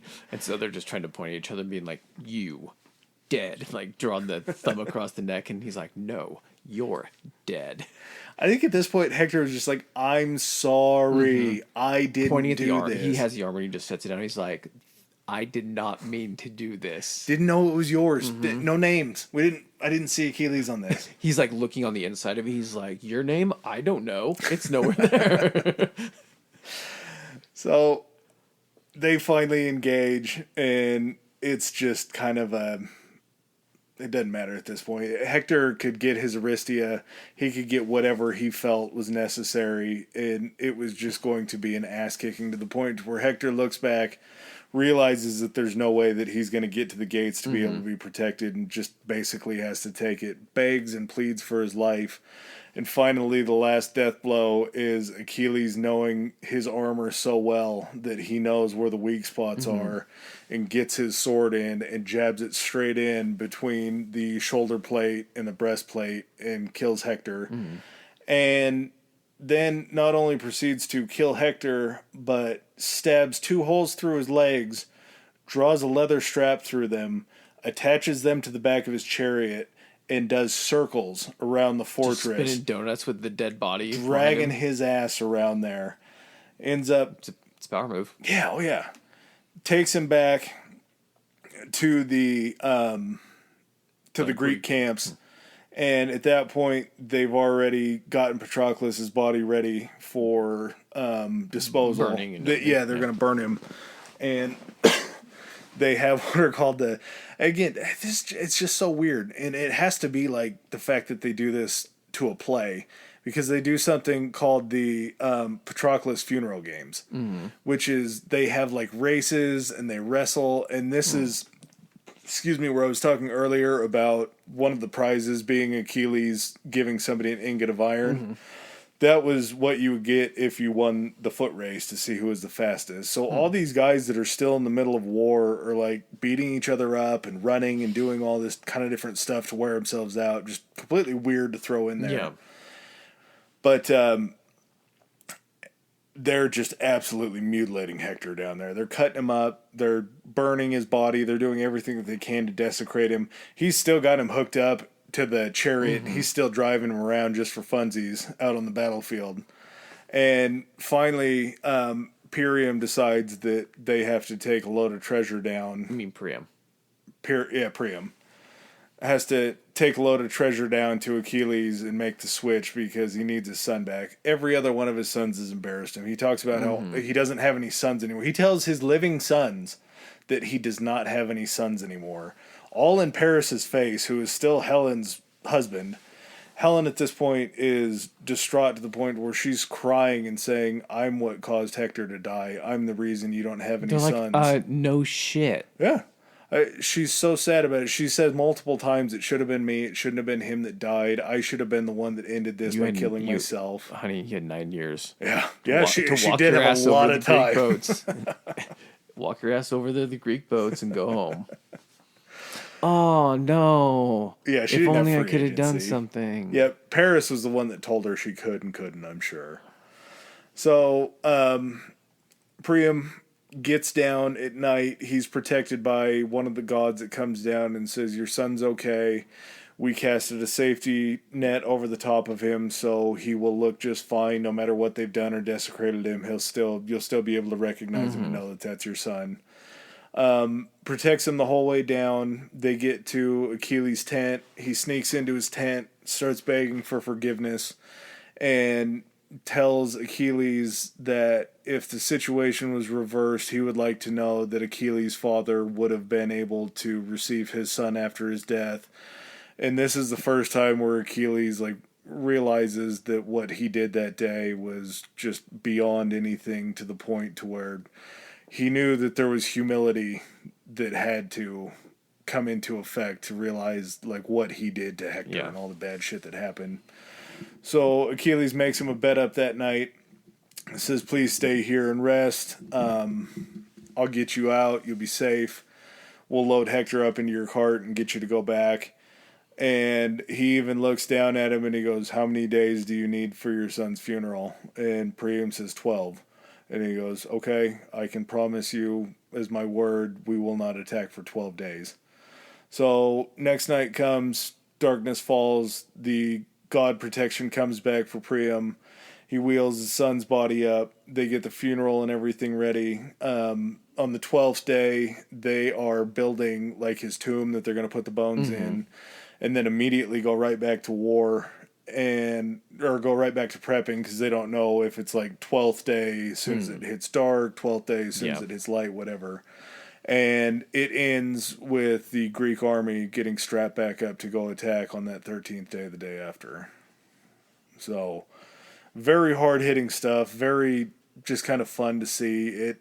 It feels like it's almost like a human alien thing when you factor in the gods and how it all is. Yeah. And it almost makes you realize like things that happen on this planet now, you see them sometimes and you wonder why the hell they happened. Mm-hmm. And it kind of makes you wonder a little bit, like, is somebody up there controlling the chips? Is this like a fun game for somebody to watch? Yeah.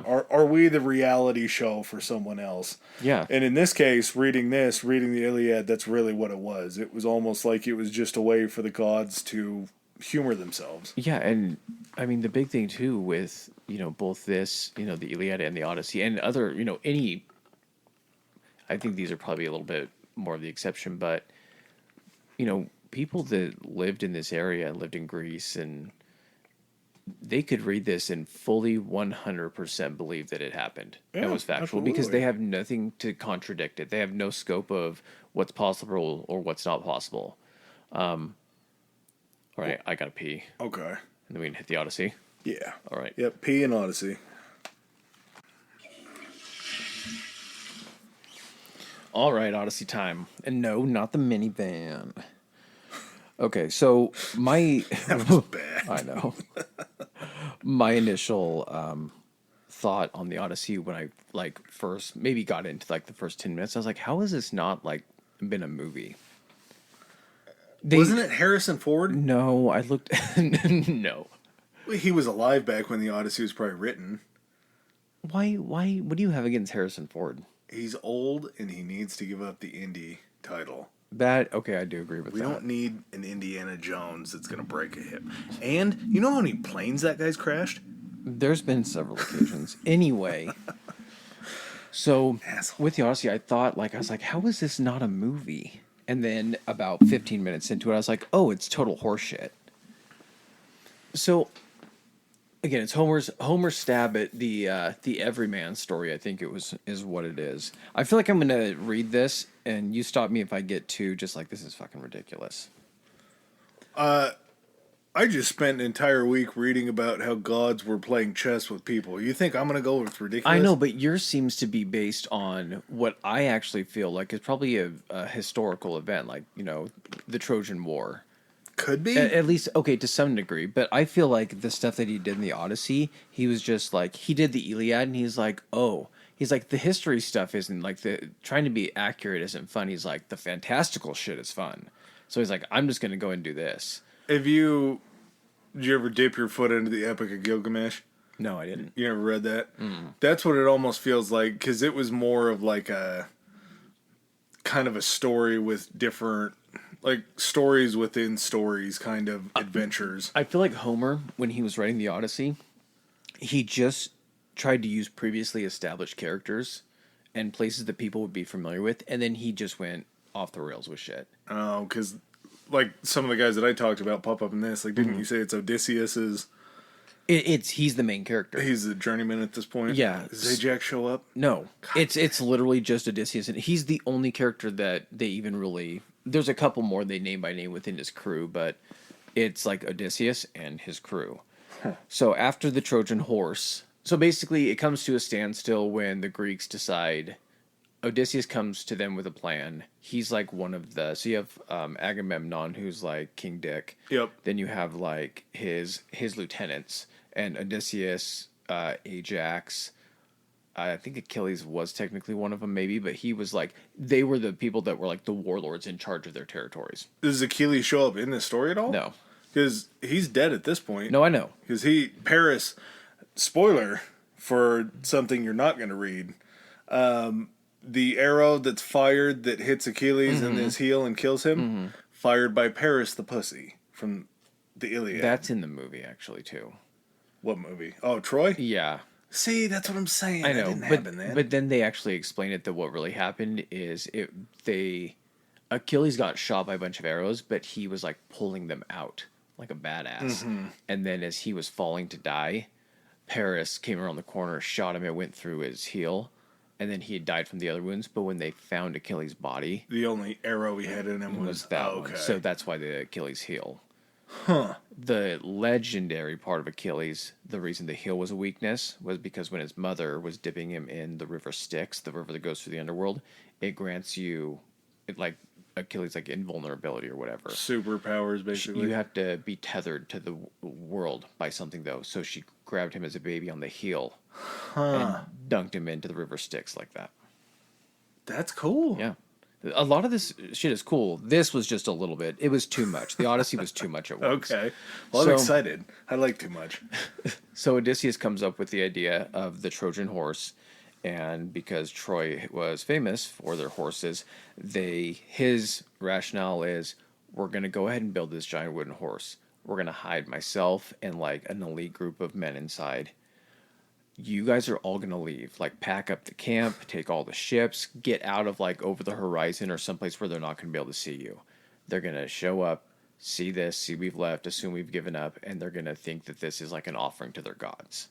Which is exactly what happened. Troy was like, oh, they left us an offering to our gods because we won. So they take the horse, and they wheel the shit into the city. And that night, they come out of, like, the hidden compartment, and the Greek soldiers, during the night, the ships had come back in to unload men onto shore, and the Greek soldiers that were in the city, they opened the gates, allowed them to come in, they sacked the city, and they destroyed it. So that's how the Trojan War ends. Huh. Yeah.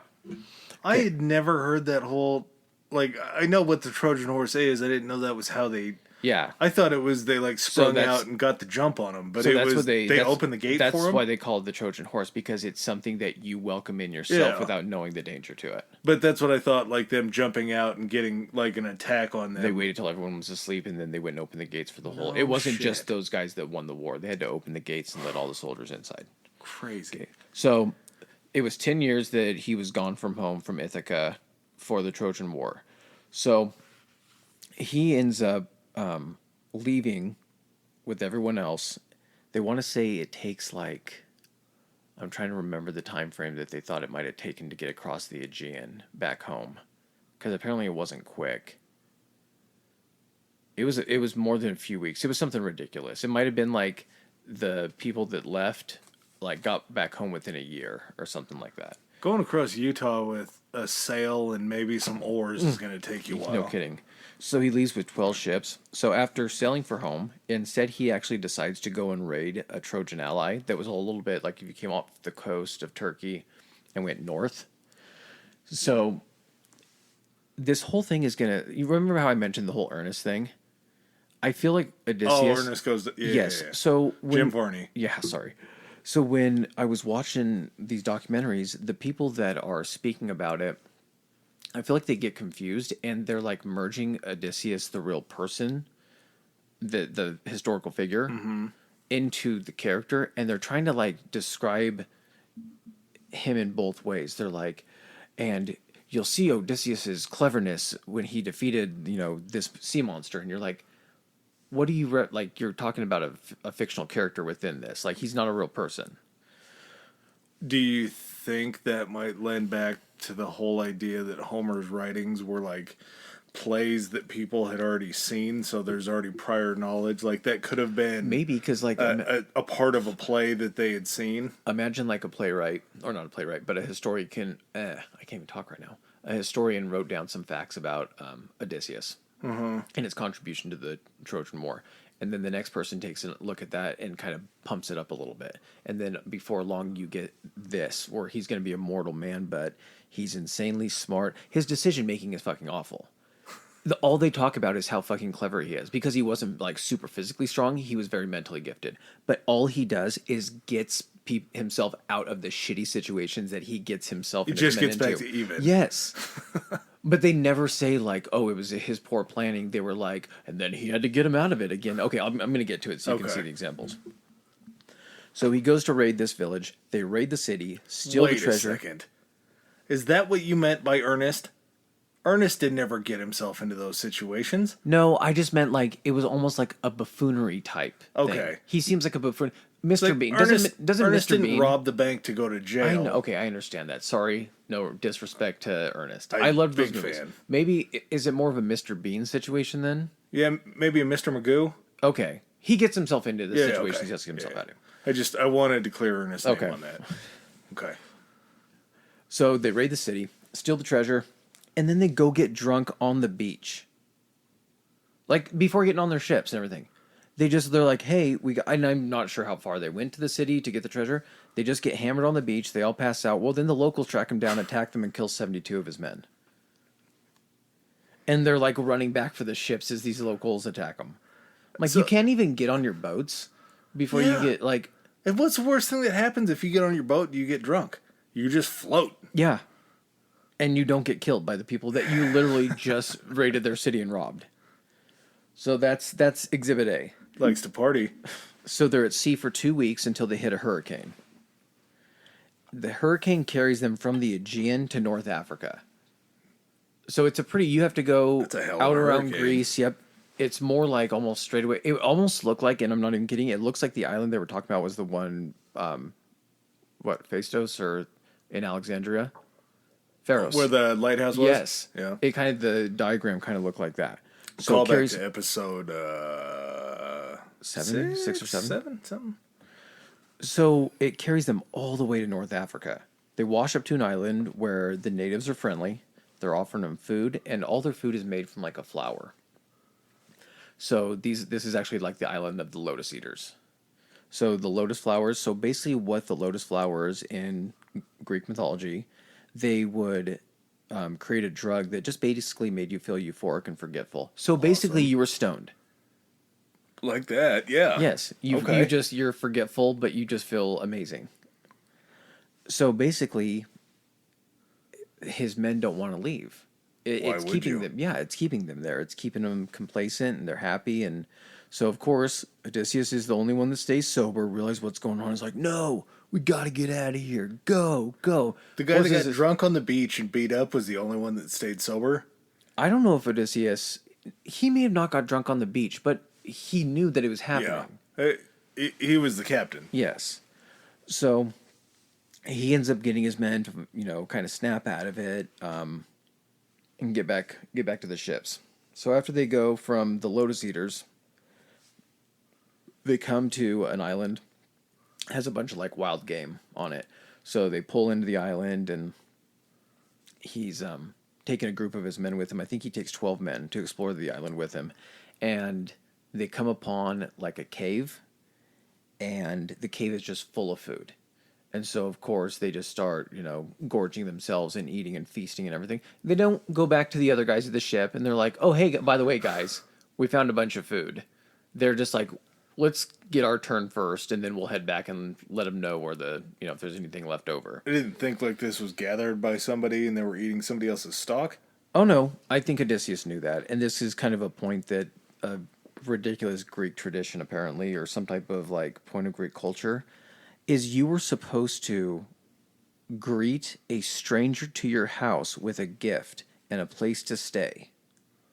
Ugh. That's the exact opposite of what you think you should do. So if Yeah. a stranger came up to your house because they had traveled from another land and were a stranger to you or something like that, you were supposed to be able to provide them like oh, welcome to our home. Here's a house. Here's a gift. That's how you get murdered. I know. And, oh, by the way, do you need a place to... It was like good Greek manners to do that. So Odysseus is thinking to himself, like, I know this belongs to somebody, but when this person comes home, we're strangers. I want my gift. This is actually in the book. He's like, I want my gift. The hell of a thought process. Yes. So it ends up being the cave of a fucking cyclops. Ooh. Like a giant cyclops. Yeah, you probably... No. Of all the cave dwellers, a giant cyclops is probably the worst. So Cyclops ends up getting home, and he's like, Odysseus is like, where's my gift? After he gets home to the Cyclops. So the Cyclops eats 2 of his dudes. And the documentary I was watching, for some reason, I don't know if someone that was editing this just got boners for fucking weird images, but there was so much disgusting imagery of like a mouth tearing at like raw meat and blood and stuff. Like anytime they would mention, they're like, and then he ate 2 of his men. And it would go into like a 10-second clip of like this weird mouth and like these different like cut scenes of a mouth like eating and pulling it. Like it was disgusting. It was unnecessary. Was this a pay site? No, it was on YouTube. Okay. And it was on Alright. and it was from History Channel. That's really weird. Someone in the editing bay was like, "You sure that's not like gross?" And he's like, "No, I like it." You got a meat kink, Yeah, bro? no shit. So, eats 2 of his dudes. Now, they can't just like wait for the Cyclops to fall asleep and then kill him because, of course, the door is a giant rock that he rolls into place, a la Jesus in the tomb. Too heavy to move. Okay, so it wasn't open when they got into it. It was. Or, He left it so open. it was open when they so got when the into Cyclops it, but then comes he home, closed though, it. he closes it. So they can't. It's so big they can't move it. So sunrise, Cyclops gets up, has 2 of his dudes for breakfast. So now he's down to himself and 8 dudes. Cyclops goes, opens the door. All of the sheep that he brings in at night that live on the island, they all come in. They all get to go out and graze. And he goes and he takes care of them. Barn cave. Yeah, and since he's got prisoners, now he seals the door behind him. So actually, and this is a weird thing about how we talked about the nympho thing. Yeah. So there's an actual disease, and it fucking talked about it in image and showed an image for too long on the screen. It's called cyclopia, and it's an actual deformity. Oh, no. And it's where I might get this a little bit wrong. I'm going to try to... I had to kind of turn away. Like, I'm weird about images like that. Yeah. Like, I can look at some stuff, but yeah. I can't look at other stuff. It's where, like, part of the ocular system merges together, and it creates... And then the brain doesn't develop, but it gives you the image of a single eye. But it almost isn't even an eye. It's like... It almost looks like it was a see-through, just like a red socket for an eye. Like, kids don't, like, I think they're born, like, they die within, like, minutes from being born if they have this, because they're not fully developed or something like that. They can't survive outside. But they showed, like, an image, and they had it on screen for, like, 10 seconds, and then it started doing the zoom-in thing on it. I was like, why are you doing this? That's too much. So, anyway, that's where they think the myth of the Cyclops come from, because if people were so mortified or terrified by that, what would be scarier than that? A giant one that was alive. True. So what they do is Odysseus and his men, they find one of the Cyclops clubs and they sharpen the end of it. Cyclops comes back for the evening. Again, 2 more. Seems to be a standard fare. Grabs 2 more dudes and eats them. So now I think he's down to... He went from 12 to 10, 10 to 8. Now he's down to 6 guys and him. So Odysseus, before he left the ship with the 12 guys, they say that he made a very wise move. He turns back to the ship and he goes, "Throw me a goat skin full of wine." I don't know if him and the boys were going to party Yeah. or anything. He's like, "I got my 12 dudes that know how to keep their mouths shut. We're going to party." So after he eats these 2 guys, Odysseus offers him the wine. And so the Cyclops drinks like 3 bowls, and then... He ate 2 human men. I How know. big is this thing of wine? It's a goat skin, so it's the size of an entire goat. Okay. But I don't really think it's that size. I think it's made of goat skin. But what the what they said about wine too is there was stuff called like fortified wine, and it was basically like wine concentrate. So like if a bottle of wine would be like, what's standard for a bottle of wine? Like 17-18% alcohol probably. Yeah, probably 12 to 18. Okay. So fortified wine would be like almost like a malt liquor of wine where it'd be like 60%. And then You can add water to it to stretch That's it. what you would do. Okay. That's why they would carry it on ships, because a little bit could go a long ways. That makes a lot of sense. So the giant drinks 3 bowls. Again, the imagery of this goddamn documentary of showing this disgusting mouth and this wine bowl and like it's spilling down the sides of the mouth and it being like slopping like it's just fucking unnecessary. So anyway, the Cyclops gets hammered off this wine. He's drunk and he's stumbling around. The Cyclops asks for Odysseus' name and he says, "My name's Nobody." Again, harkening back to how fucking clever Odysseus is. Yeah. Yeah. By the way, again, he lets his men another bad decision. He's just like, "Oh, this is somebody's food. I'll just wait to ask for my gift." And this cave has to be a sizable cave because the Cyclops The simple is a big fact man. that any of the cups, cutlery, serving sizes, anything would have been fucking giant size should have been an indicator. It's the Jack and the Beanstalk scenario. Or the club, like, oh my god, look at this giant wooden club. You'd have to be insanely strong to reach, like, come on. So Cyclops passes out, and they position the club above him and just stab him right in the fucking eye. The door's still closed. I know.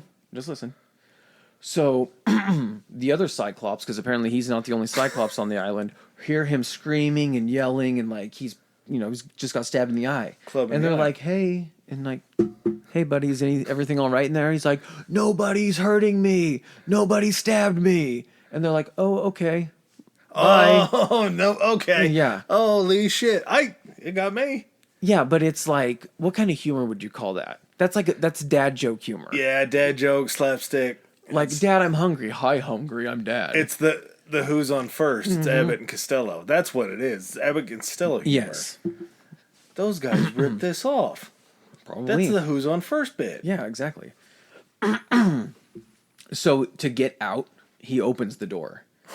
So he's sitting there by the door. He can't see anything. So Odysseus, he has his men strap themselves to the sheep's stomach that are in there.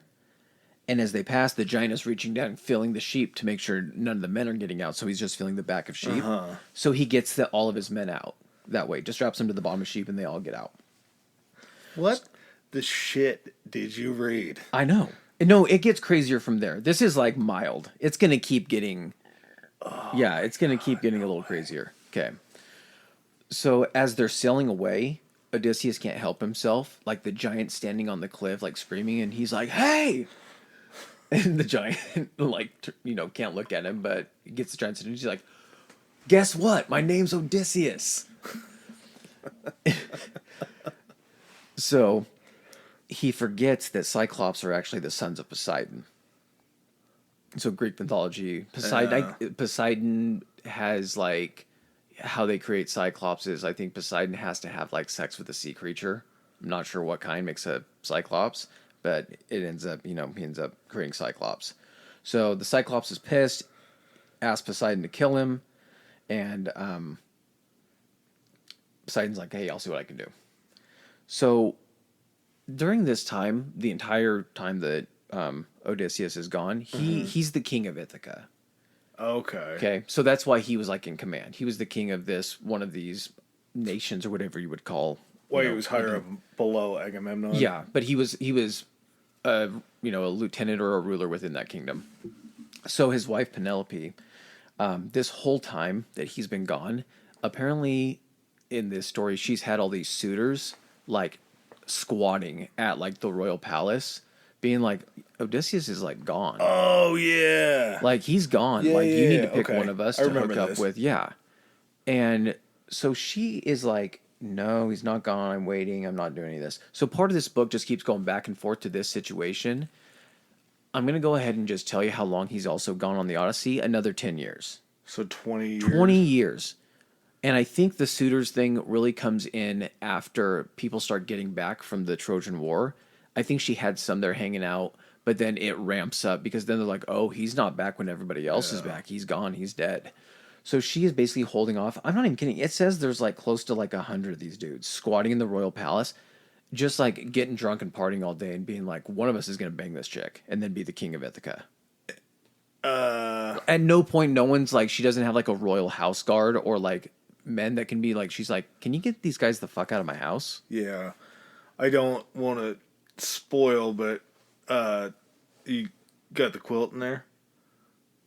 Oh, it's not the quilt, it's the burial shroud. Burial shroud, that's Yes, right. I do have that in here. All right. No spoilers then. Okay. So the next island up is King Aeolus. And he actually, coincidentally, has control over the winds. So he's like, hey, Of course he does. Yeah, he's like, hey, Odysseus, come here. He's like, see this bag? He's like, I got all the winds in here. He's like, the only one I'm letting out is the wind that's going to blow you directly home.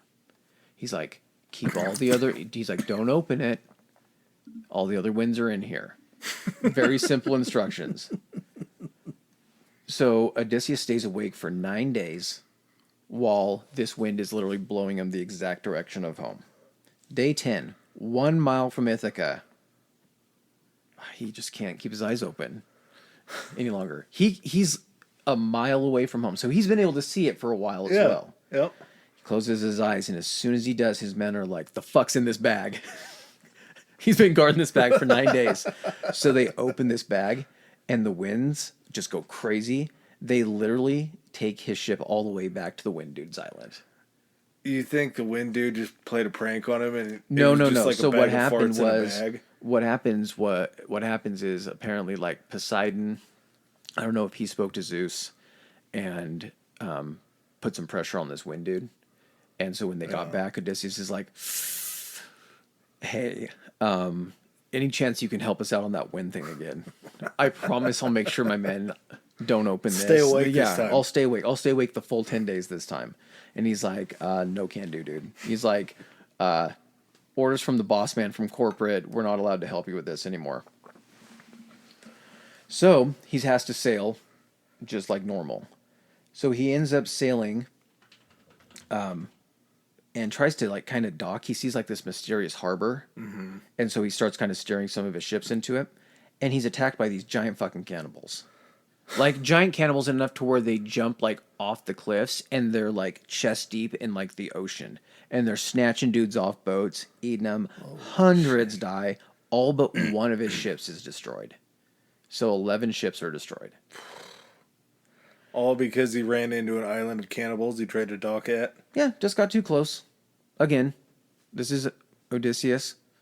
This is classic Odysseus up to this point. Just horrible, horrible judgment. But through all of this, he's able to go ahead and survive and get him and what's left of his men out. So then he's like, okay, we're going to go a little bit of ways down the coast. Because again, remember in a lot of this, the seafaring, I think we've kind of talked about this before when we were doing Alexandria, but the seafaring, you'd be sticking to the coast as much as possible. Yeah. Yeah, just true. Because, and their around. their ships weren't ocean, they were ocean-going ships, but they weren't, great sailboats. They wanted to stay within sight of land in case something happened. So he sends a scouting party after they get down the coast a little bit to a better spot. He sends a scouting party, and they find a palace that's guarded by wolves and lions. On the cannibal island? No. So it wasn't even an island. It was like just part of like a section of the coast. Oh, okay, yeah. So they're following the There coast. are, and yeah, so, because if you look at, like, did you look at, like, a map of the Aegean or that area? It's just a ton of tiny islands. Yeah. Like, Mykonos and, like, all those, like, places, like, Ithaca is one of them. Or I think it's, like, they pronounce it, like, Ithaca or something like that now. So, America. Yeah. So he finds another place, palace guarded by wolves and lions. To me, I'd be like, probably not the best place to go into. There's wolves and lions. Yeah, that's an easy choice. So of course they go in, and sense. it's this area is run by Circe, the sorceress, and her maids, and they're all hot. So she goes out to these guys, this search party. Odysseus is not with the search party, by the way. So these guys are on their own. So they might stand a fighting chance because the dipshit that keeps getting them in trouble. You would think that, and then Circe invites him in for basically a buffet and an orgy. So at that point, These guys are judgment stuck tells him out at sea. They didn't have a choice. no. They were just at war for 10 I years. know. So as they're like, so she invites them in and is basically like, food and sex, have at it. And as they do, again, they've been at war for like 13 years at this point, or Yeah. like away from home. They'd have settled for a roast beef sandwich and a slow blow. Yes. So she starts, as they start to give into like their appetites and become like slobs about it and everything, she starts turning them into pigs. That's entrapment. Yeah.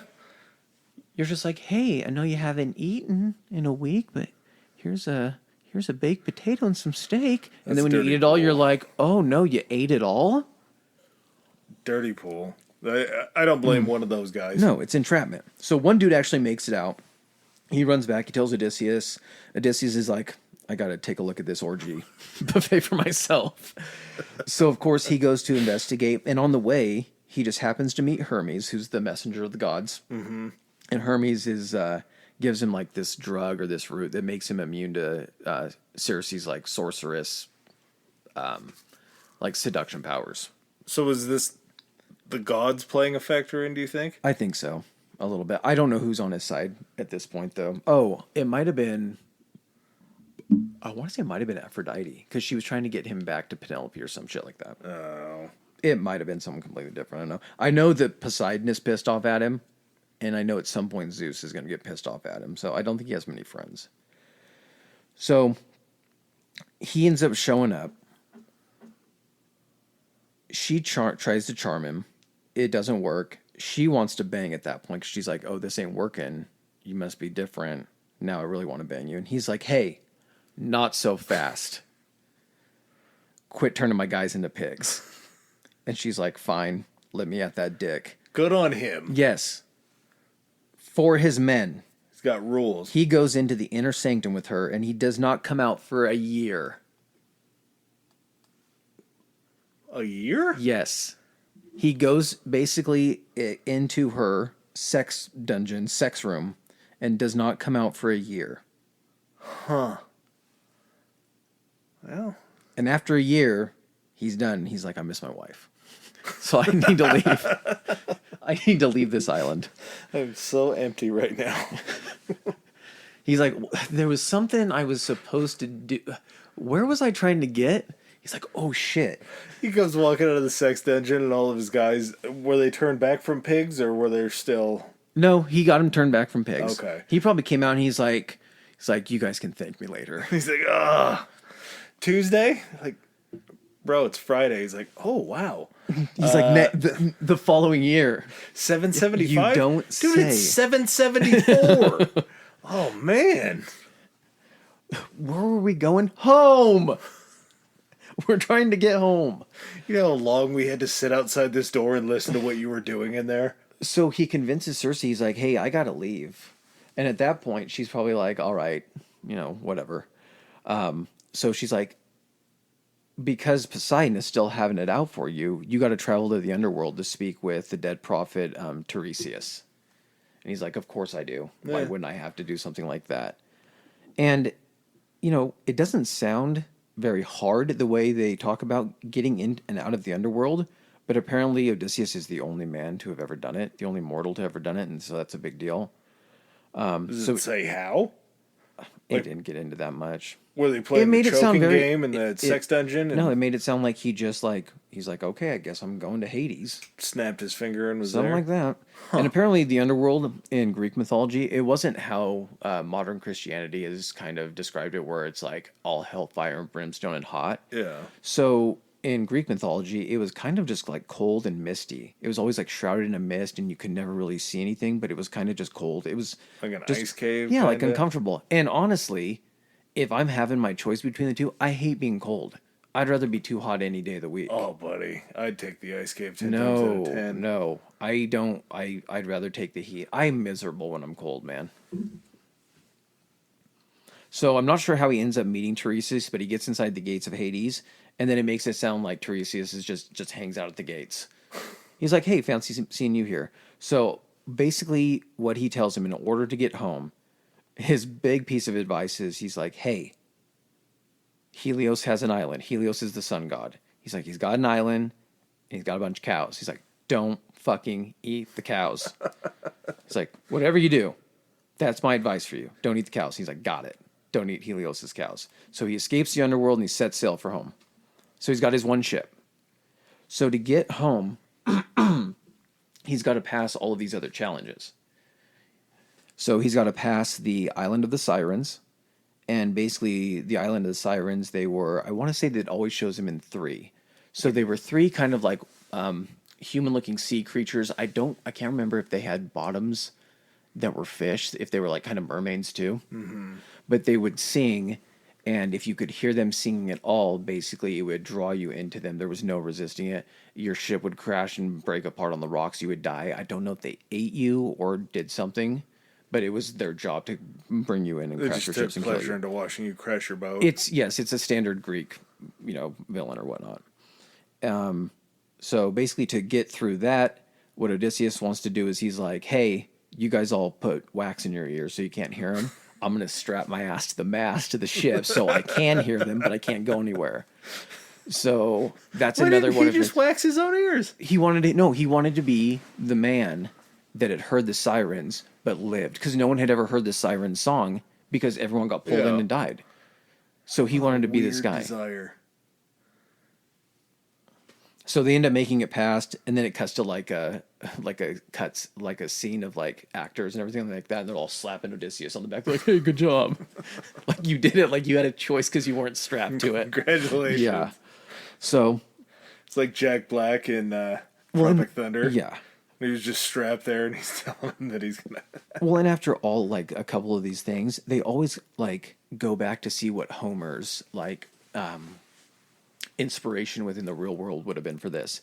So in the area where they believe, like it's always been described that the sirens resided, this area is actually, it has this weird island off of the coast, pretty close, and the island is kind of shaped like a crescent moon, and it's kind of like tall and skinny, and apparently it's like almost like a natural like amplifier for acoustics. Like if you make noise within this, it launches it farther off the coast and you can hear it long. So the sirens had a little backup acoustically. But it wasn't, but what they were saying is, what was the sound? It wasn't, sea creatures or anything like that. Oh, they like found in real life? Yeah, they found that there were these seals that used to live there.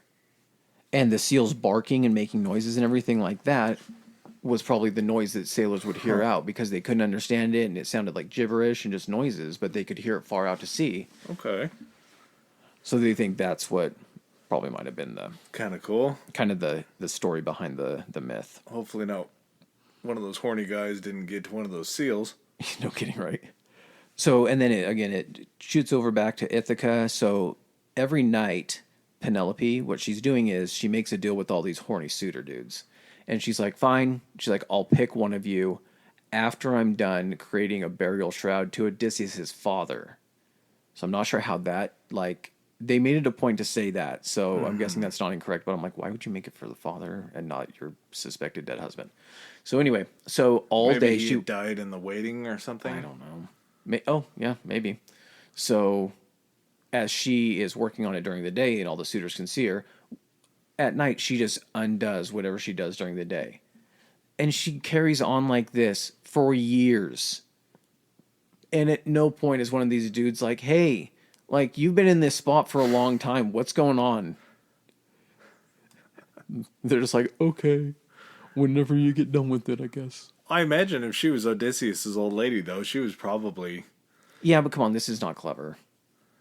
None of these people were. She could be like, I'm making a... Well, I understand. These guys got turned into pigs. That's true. So, the next on, after he ends up going through the sirens, the next stop, or the next, I guess, obstacle in his way, is Scylla and Charybdis. So the Scylla, there's this strait, and I want to say it's between like Greece and another island. It's this really small strait where two seas in the Mediterranean meet, and so Scylla in Greek mythology is basically like a water hydra. So not a hydra. Yeah, that's the one where you cut off its head and it grows two more. Okay, yep. So it's a water hydra. I don't know about cutting off heads and growing more, but it's got like 3 heads. Okay. And it's on one side of like the strait. So one side of the coast, and it kind of juts out. Yeah. And then on the other side is the Charybdis, and the Charybdis is a whirlpool. It's a bad strait to I go know. through. So the decision is basically like, okay, well, how many people can one kill and how many people can the other one kill? Well, if you go into a fucking whirlpool, it's going to destroy your ship and you're all dead. Yeah. So, of course, you make the decision to sail next to the monster, and it's going to snatch. I think they said it's like it can snatch 6 because it's got 3 hands and 3 mouths. So it'll snatch it like most 6. So the people in this documentary were like, and so Odysseus, through his wisdom, is able to analyze the situation and determine, hey, I could lose 6 of my guys, or I could lose all my guys. And I'm watching this, I'm like, choice. I'm like, yeah, I'm like anyone I feel can make that's not a sign of intelligence. That's being like, hold out your hands, okay?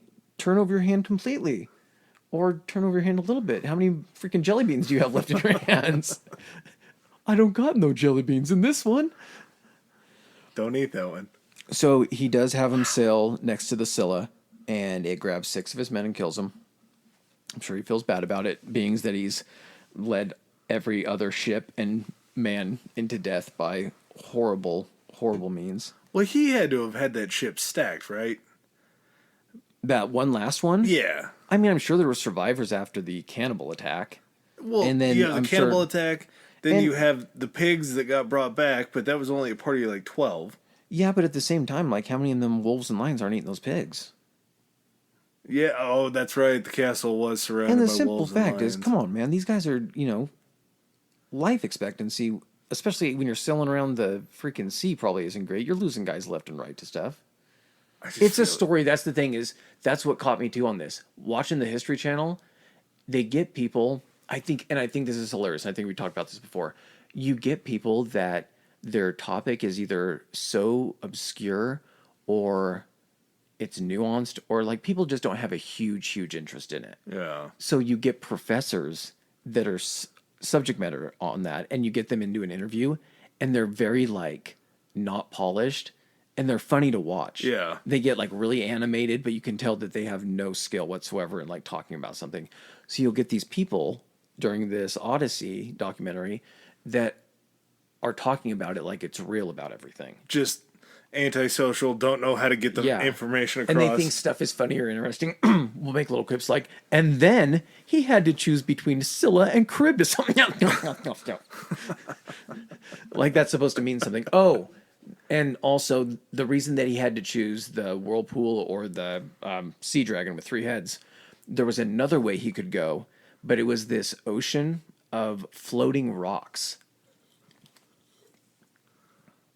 That would have, of course, floating rocks and ships don't work, so it would have just pulverized his ship and sunk them. If they're floating, don't they move out of his way? No. They would move. It's like the iceberg thing, so big that it would just destroy the ship without even mentioning it. Like mountains, not boulders. Yep.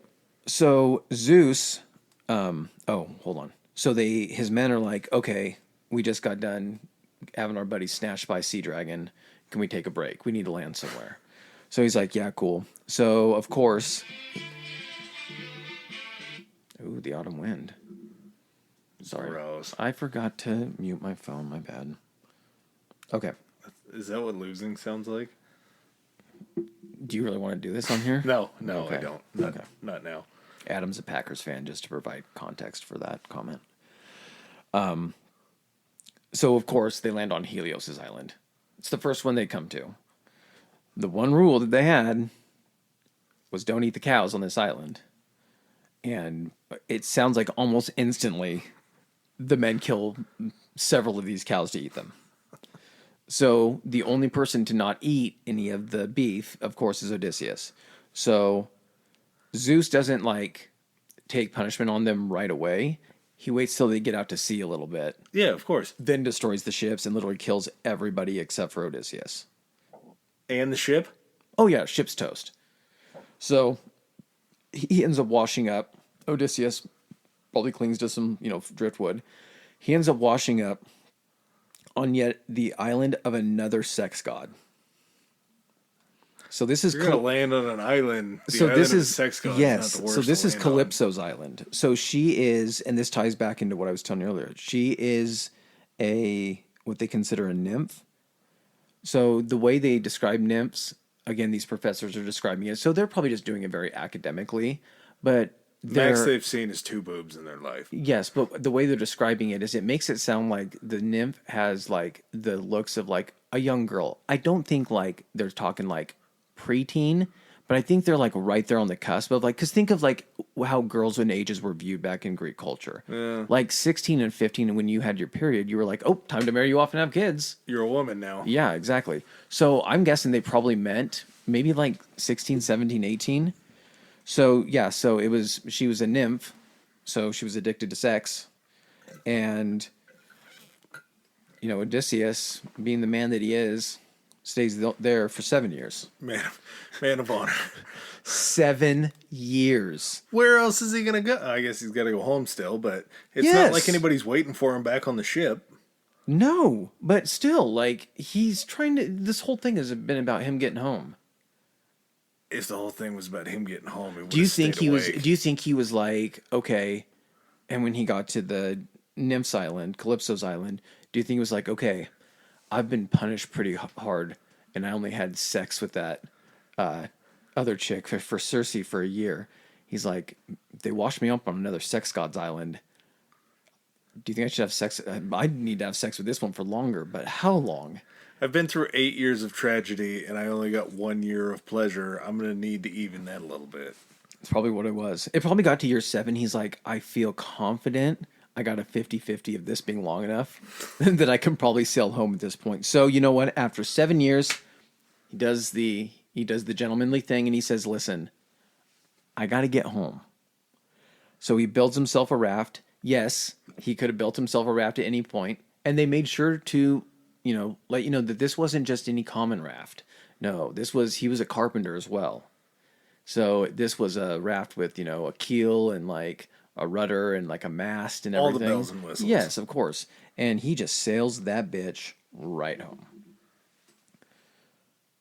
That's it? Well, no. So he sails it home. But he was that close? No. Like- I'm not even kidding you. He was back by like in between the Wind God's Island and like the Cyclops Island. He was back that far. He just somehow at this point, like the rest of the gods were like, oh, maybe he's had enough. Or they let him go. I got an alternate theory for you here. Okay. That the story is horseshit. Well, but I think the blame was placed on Odysseus a tad early. Because from what I've heard, every time he had men with him, they either got drunk on the beach and stayed there, or maybe they ran into the Cyclops' tomb and were eating all of his food, or maybe he knew that they were going to be dumb enough to fall for the sirens. I mean, they did open up the bag of wind after he fell asleep. He was being held down by all these other stupid guys. I understand that, but what are you leaving the bag of wind accessible for? Well, he fell asleep. He was up for 8 days. What? 9 days. Why are you not sleeping for one of the first, like, after 4 days and you've been on course for 4 days and nothing's going wrong? Take a nap. Because he didn't trust those idiots. Then he should have stayed awake the last mile. I don't know what to tell you. I feel like Champions adjust. He wasn't the he wasn't the dumb one. It was everybody else, because when everybody else was gone, he made it home with no problems, right? Well, he did end up getting home, but at the point when he gets home, again, he's been gone for like 20 years at this point. 7 of the last 20 have been spent just plowing into some Greek mythological character. Okay. So he gets home. He's not blameless. No. So he ends up getting back to Ithaca, and he kind of like disguises himself because he wants to find out if Penelope is still loyal to him. Oh. So he's got to test her Yeah. in this scenario to make sure. Well, he wants to make sure she's faithful for all those years. Mm-hmm. So what he actually does is, like at Athena's prompting, Penelope gets the suitor. She's like, I'm finally ready to make a decision. She's like, how we're going to decide this is going to be an archery competition using my dead husband's bow and arrow. And so I guess this thing was like set up in a way that only Odysseus, despite them always describing him as not being like the strongest, he's like the only one that could string the bow and shoot it. Well, it was his bow. He knew how to work it. Yeah, and they were supposed to shoot it through a dozen axe heads. So I'm guessing an axe head had like a space in it. Like, have you seen, like when you see medieval axes, sometimes they'll have like the middle portion of the axe like cut out. Bearded axe. Is that what it's called? Okay. So yeah, you'd have to shoot it through like a dozen of those, and he ends up being one of the suitors. He does it, and then she's like, "Oh my god, he's back!" And then he actually uses like the bow and arrow to kill another one of the suitors, and then he literally, I think, along with his son, maybe they just slaughter like 100 dudes. Well, I think I read part of it like the son was very angry that the suitors were still there trying to replace his dad. Yeah. Like he had hard feelings towards him. Well, you think? Yeah, no, I get that. I understand that, but that's where Like all these dudes are here to plow my mom. And now, like you're all now my literally dad's here back. with in the sole goal of just plowing my mom. They probably didn't have a great relationship. Like I just lost my dad, and now you're trying to lay this shit on me. So Penelope doesn't even know as this is going on. Odysseus' son knows that it's him because I think they met up beforehand. When he got back, he was able to talk to his son. But he finally like throws off his robe and he's like, "Ha ha, it's me." And she's kind of hesitant, but then recognizes him. And then he mentions that he made their bed from like an olive tree, something that only he would know. And she's like, "Oh my God, you're back." She's like, "Why do you smell like sea Strange. nymph?" Yeah, like strange nymph pussy. And he's like, "I'm back." Isn't that all that's important? He's like, "You'll never believe what happened. My men were getting turned into rabbits and on this island, and I had to say, 'Where are your men at?' Ugh, they didn't make it." You know what I think? Okay, even if let's imagine that the Odyssey for a second is real. What I think happened is Odysseus just like whored his way back home and got into a whole bunch of crazy shit and lost all of his men and money and ships. And then when he showed up at home, they're like, "What happened?" He's like, think. And he just went into this story. This is going to sound crazy. Stay with me on it. Started making up names that people probably had never heard before. No. Trust me, I lived this. You didn't. He's like, she kept me prisoner for 7 years. How tough that was on me. I still have PTSD. This was 24 books. Yeah, they're long. And obviously, not being the best reader out there, I am a little bit bummed that we had all these other books that he had done or poetic manuscripts that he had that we didn't get everything out of. Because arguably, the Iliad and the Odyssey were both two pretty great stories. Looking at him from the time when, like, can you imagine being like just like a common person during this time? Never, seeing the world was not an option for 99% of people in this scenario, unless you were a slave or royalty or something or rich. So imagine being someone that, you can read, which in itself is rare. A skill that not a lot of people have. It's not a necessary skill for survival. That's so weird to think about. Farming is a necessary skill, like that kind of stuff, survival, but not reading, which is strange. But you, like, imagine you can read, or you have someone that is able to read to you, and they're reading you this book, and it just opens up like this whole world about, heroes and monsters and gods and everything, and all you know is you've never heard anything like this before, so how can it not be true? Well, not even just reading it, for the people that couldn't read, seeing something like this in a play. Yeah. And seeing it play out in front of you and scene sets and different things and learning about all these different things like sirens that you kind of knew existed because you'd heard about it before, but to actually like see a representation or to see it being read to you or reading it, that would have to make you believe like, oh, these things are real. This is one of an underrated movie that I think you and I have talked about a lot before, but this feels like a lot of the time of like the invention of lying. Yeah. Like these guys, I don't know if you would say that And then Homer would the be. nude Amazonian princess and the space king married, and all were happy. Yeah, it's. I don't know. Obviously, in the Odyssey, Odysseus is, the dude from The Office, Steve Carell. Oh, yeah, Steve Carell. the British Office, Oh, the one that's Ricky in the Gervais. invention. Yeah, Yeah, Gervais. yeah. It's in the invention of lying. In the Odyssey. It's obviously Ricky Gervais being like, "Yeah, no, I did this," and everybody's like, "Oh, okay, we believe that." It But sounds like someone he was telling the story, and someone just kept asking. He would name something, and they're like, "Well, what is that?" He's Yep. like, and then he had to make up what it was like. And then there was a Cyclops, and they're like, "What's a Cyclops?" He's like, "I don't know. It has one eye, a big giant eye, right?" And they're like, "Oh my god, that's horrible." He's like, "Yeah, it is, isn't it?" he almost ate us. Yeah. He ate 6 of my guys. The other thing that's cool about this too is like, this is so old, yet somehow like this was selected. And I'm not saying that it gets selected for all schools and everything, but people are still, this is still relevant. Like it's still there.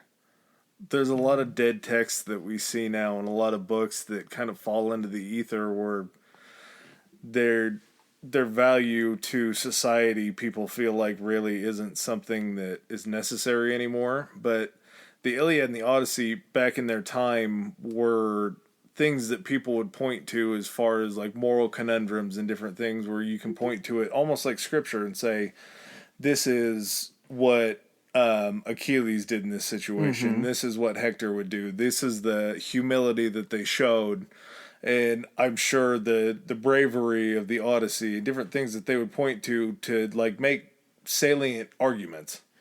The other thing too is it's very like, I'm sure so many like texts and books and documents and just everything. It's like, we always talk about, history is written by the victors. So you lose all of this like knowledge and all of this, these books and stories. This one itself is low stakes because it is so fictional. It might not Yeah. have seemed fictional back then, but as things were able to disprove all of this stuff had happened, there was never anything in this book aside from, the Greek gods. There was anything controversial in here because it was so fictional. If someone was going to come out and be like, I have a problem with your portrayal of Cyclops, I'm with the Cyclops Alliance, and we do not act like that. Like, this is never going to happen. Like, this in the Iliad, it's low stakes literature. And I think that's also why it survived. Because anytime this, someone had books on the chopping block or stories on the chopping block and the Odyssey came up, they're like, what's that about again? Like, it's the guy that like is trying to get back home and he runs into all the monsters and they're like, oh yeah, just keep that shit. Yeah, it provides more of an entertainment thing. People don't look to this. You can still pick it apart. Lyricists and people that are really into books, I'm sure, can go through and pick apart like different feelings that happened during it and all that kind of That's thing. what threw me. That's what was like so maddening to me about watching this documentary though, is like, what, maybe misunderstanding is the right terminology for it, but you would get these people talking about the Odyssey like it actually happened. Like they were trying to provide you, talking to you in a way that it's like, this really happened. This went through Odysseus's head. Exactly. This was his frame of thought. And there's so much, like, I understand, like, this is 24 books, so there's a lot of information about Odysseus. But there are people whose main study is Odysseus, a fictional character, not the historical. Their job is to go ahead and study the Odyssey and tell you what Odysseus, the character. That's like if somebody, I'm trying to think of something that has a lot of, like, backstory to it. Let's just say it's like somebody telling you the story of like Luke Skywalker and being like, and then Luke Skywalker felt this way. And Luke Skywalker was sad. But Luke Skywalker knew that he had to persevere and get to the Death Star or something like that. Like a fictional historian. Yeah. I wonder if that's what their title would be. Yeah, there's nothing to draw from. There's no other experiences. When you see this outside of the Homeric works and outside of some of the other Greek authors that wrote about some of the people that we've talked about, it's all just based on the character's values that the writer assessed to them. There's nothing, there's no individuality to it. Like there's no, what's the word I'm looking for? Like agency. Yeah. These people didn't have agency. They were only given like what choices were made by the author. Mm-hmm. So, Well, yeah. How many of these people that are in this even knew that they were being they didn't know they were being written about because it was written so far after. yeah, and he's just picking and choosing. Like he could have had a list of names and been like, Odysseus sounds good. The Odyssey. Oh yeah. Yeah. That sounds good. Maybe, Achilles was dead in the last book, so he couldn't follow Achilles. Odysseus, I don't know if Ajax was still alive, but He was. The Ajaxius doesn't sound, actually that doesn't sound bad, but yeah, maybe he just picked the character and was like, I'll just go with this. You just brought up Odysseus and the Odyssey, and I just made the connection. Did you really? Yeah. Yeah, that took a while. Mm-hmm. Huh. I would like to end on that. Yeah, it's good as place as any to end. All right, guys. Hopefully you stuck with us. I know this was a little bit longer one, but there was a lot to cover with Homer and his two well-known works. But thanks for sticking it out, and join us next time. Peace.